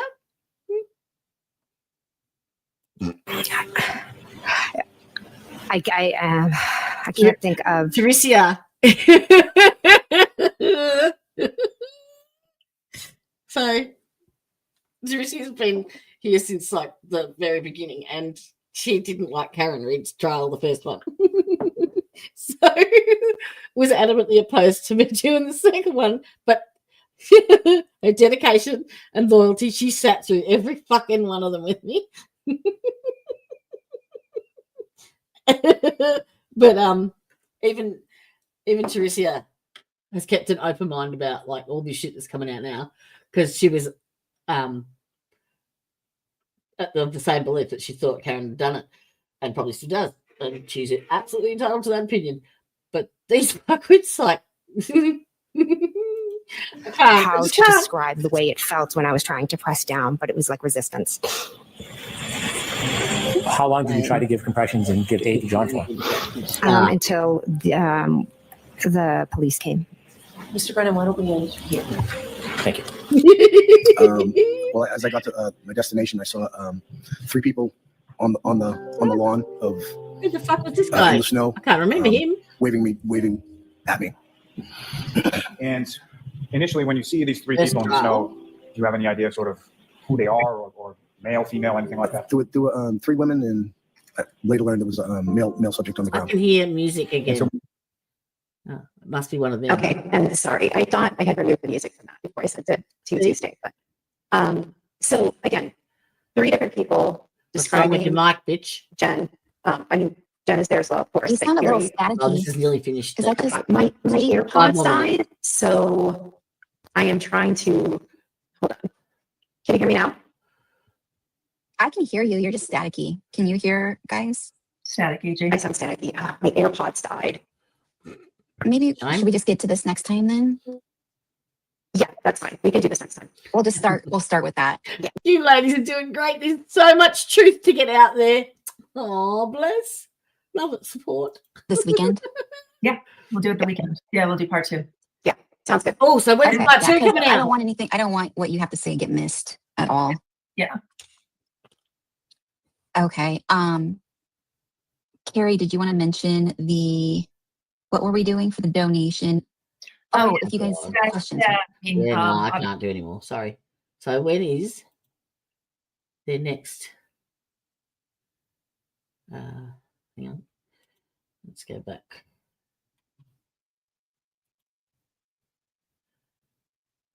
Should we subscribe? I don't want to subscribe. I don't want to subscribe. Yeah. But then how am I get notified?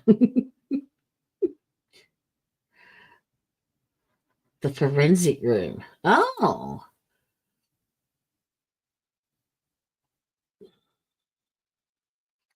Karen Reed's defense team has some explaining to do. Oh, the Pepperdine Fall. Ah, now I know the reference. Sorry. Gotcha. Gotcha. Right. So have they had this? Oh, you said they changed the name.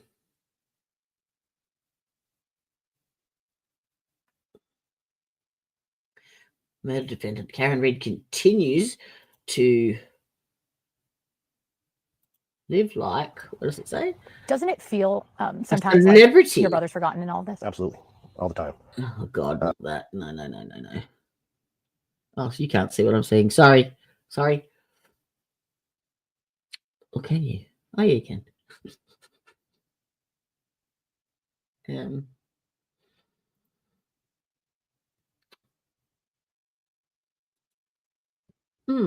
Bugger. Oh, that's what I was looking for. The fucking. So when's their next one scheduled for? Upcoming part 2. Notifications. The lies and omissions in Karen Reed's lawsuit complaint. Oh. So they're going, why are they dealing with the criminal evidence if it's the civil trial that they're... Doesn't make sense. So 12 p.m. So that's 8 p.m. tonight, your time. Okay. I can do that. Possibly. Well, stay tuned then, peeps. Stay tuned. Oh, dear. All right. Well, you were going to be redirected to Brandy and Tya's conspiracy stream, but they don't have it up yet, unfortunately. So I can't do it. But whilst you're here and whilst I remember, let me just get rid of this shit.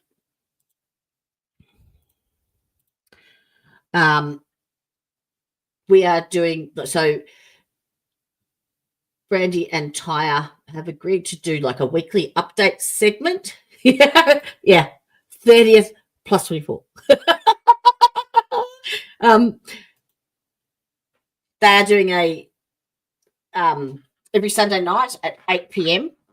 your time, Eastern Standard Time. We will be doing a regular catch up. So they're going to do updates on what's happening over there in Betcher County. Now they've got quite a few court dates this week coming up. They have Brandy's grandchildren again this week, and Tya's got one of her daughters court appearances. So they've got a fair bit on this week, but yeah. First one this Saturday night, 8 p.m. And I think we're going to go over like we're trying to do just a bit of one aspect at a time, because it's so involved. Like there's so many goddamn facets to this. It's ridiculous. Like at every level.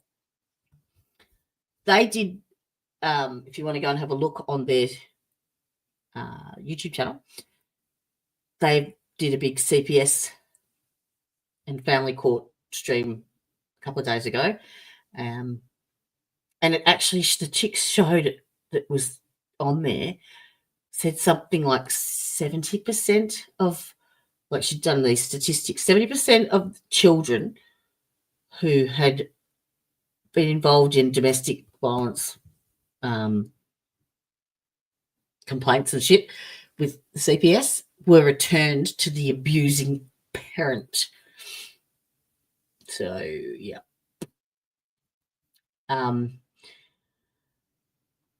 So yes, we're going to do the medical history,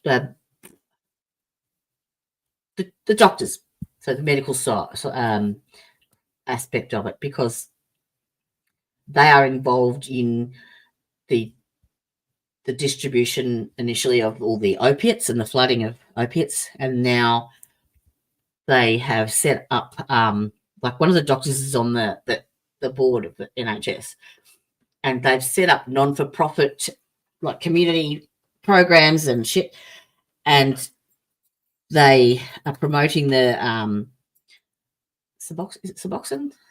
I can never say the name. They are promoting that now through the community centres that they have a vested interest in, a financial interest in. All right. The corruption goes that far. There is actual monetary incentives for CPS to place children into foster care and take them away from normal parents. Normal parents, not doing anything wrong, nothing. What have we got? Thanks, Emmy. Yes, there was a cat's tail earlier. I didn't. Oh, didn't you miss it? There was a cat's tail that went across the screen. I swear. I didn't watch the glare much, but I watched this here. Yes. What are we watching? Noon on Monday to avoid turtle bell glare. Noon on Monday. If you see, what am I talking about? Studley Paul? What? What am I missing? I've missed this chat. Sorry. Only though there's 4 ladies in the Commonwealth team, they would have won. Yes? Don't do it. Got a sub to... Oh, okay. Got a sub to chat over there. No, I didn't sub. You're going to troll them. Oh, you are the ultimate lurker. You will be found. Yeah, don't know. Probably none, because none of us really give a fuck about them. Studley Paul.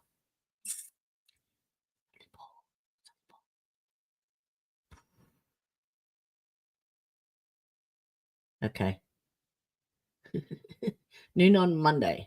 I've got something. Yes, noon on Monday. Yes, me. I'm right. Oh, I'm with it now. Penny's dropped. Don't dumb shame me. It's 2 o'clock in the morning here, right? Don't dumb shame me. Because this is happening. Yes.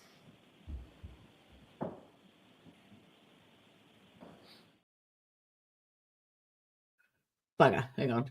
You're supposed to. You can't see it with the goddamn thing up there. There you go. Yes.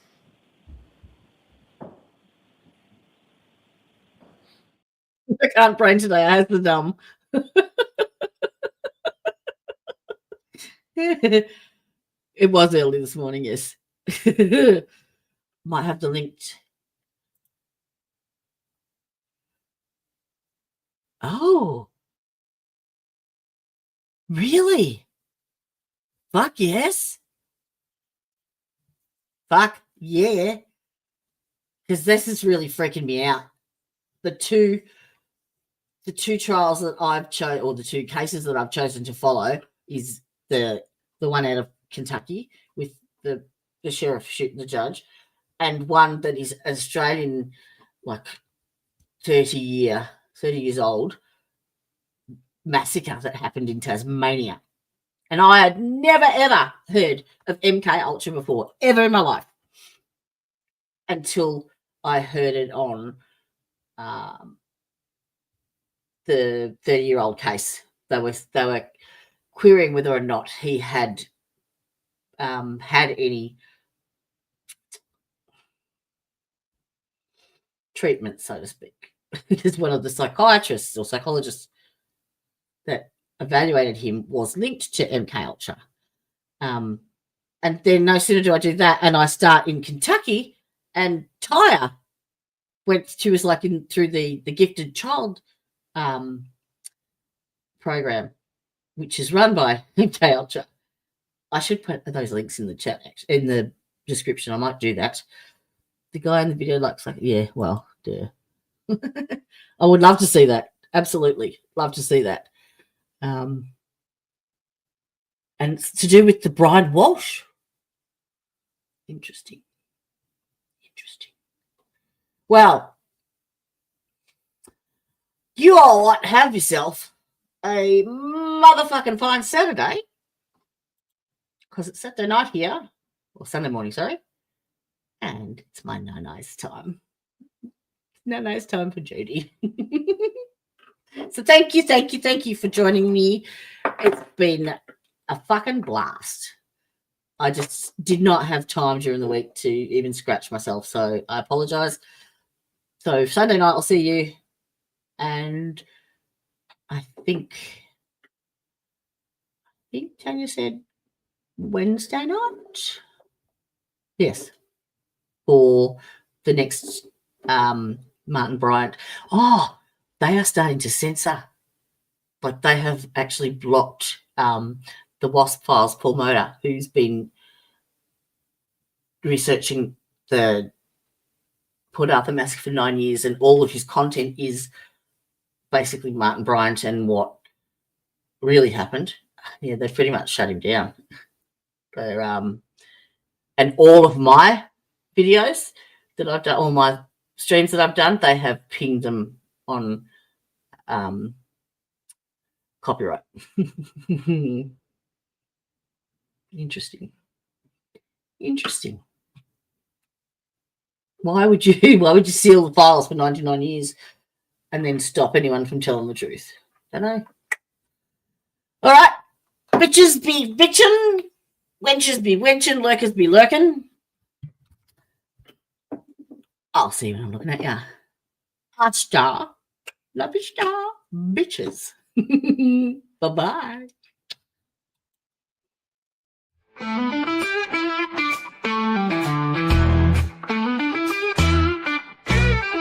Hey there, thanks for stopping in.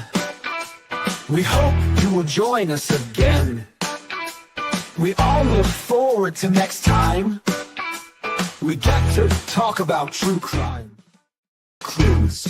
Justice served in an honest fight. True crime tales till the verdict's right. Solving more than just trivial quests, where sentences rule and the defense rests. Our true crime family is great. All types of topics we debate. Smash that like and ring that bell. Hit subscribe, you might as well.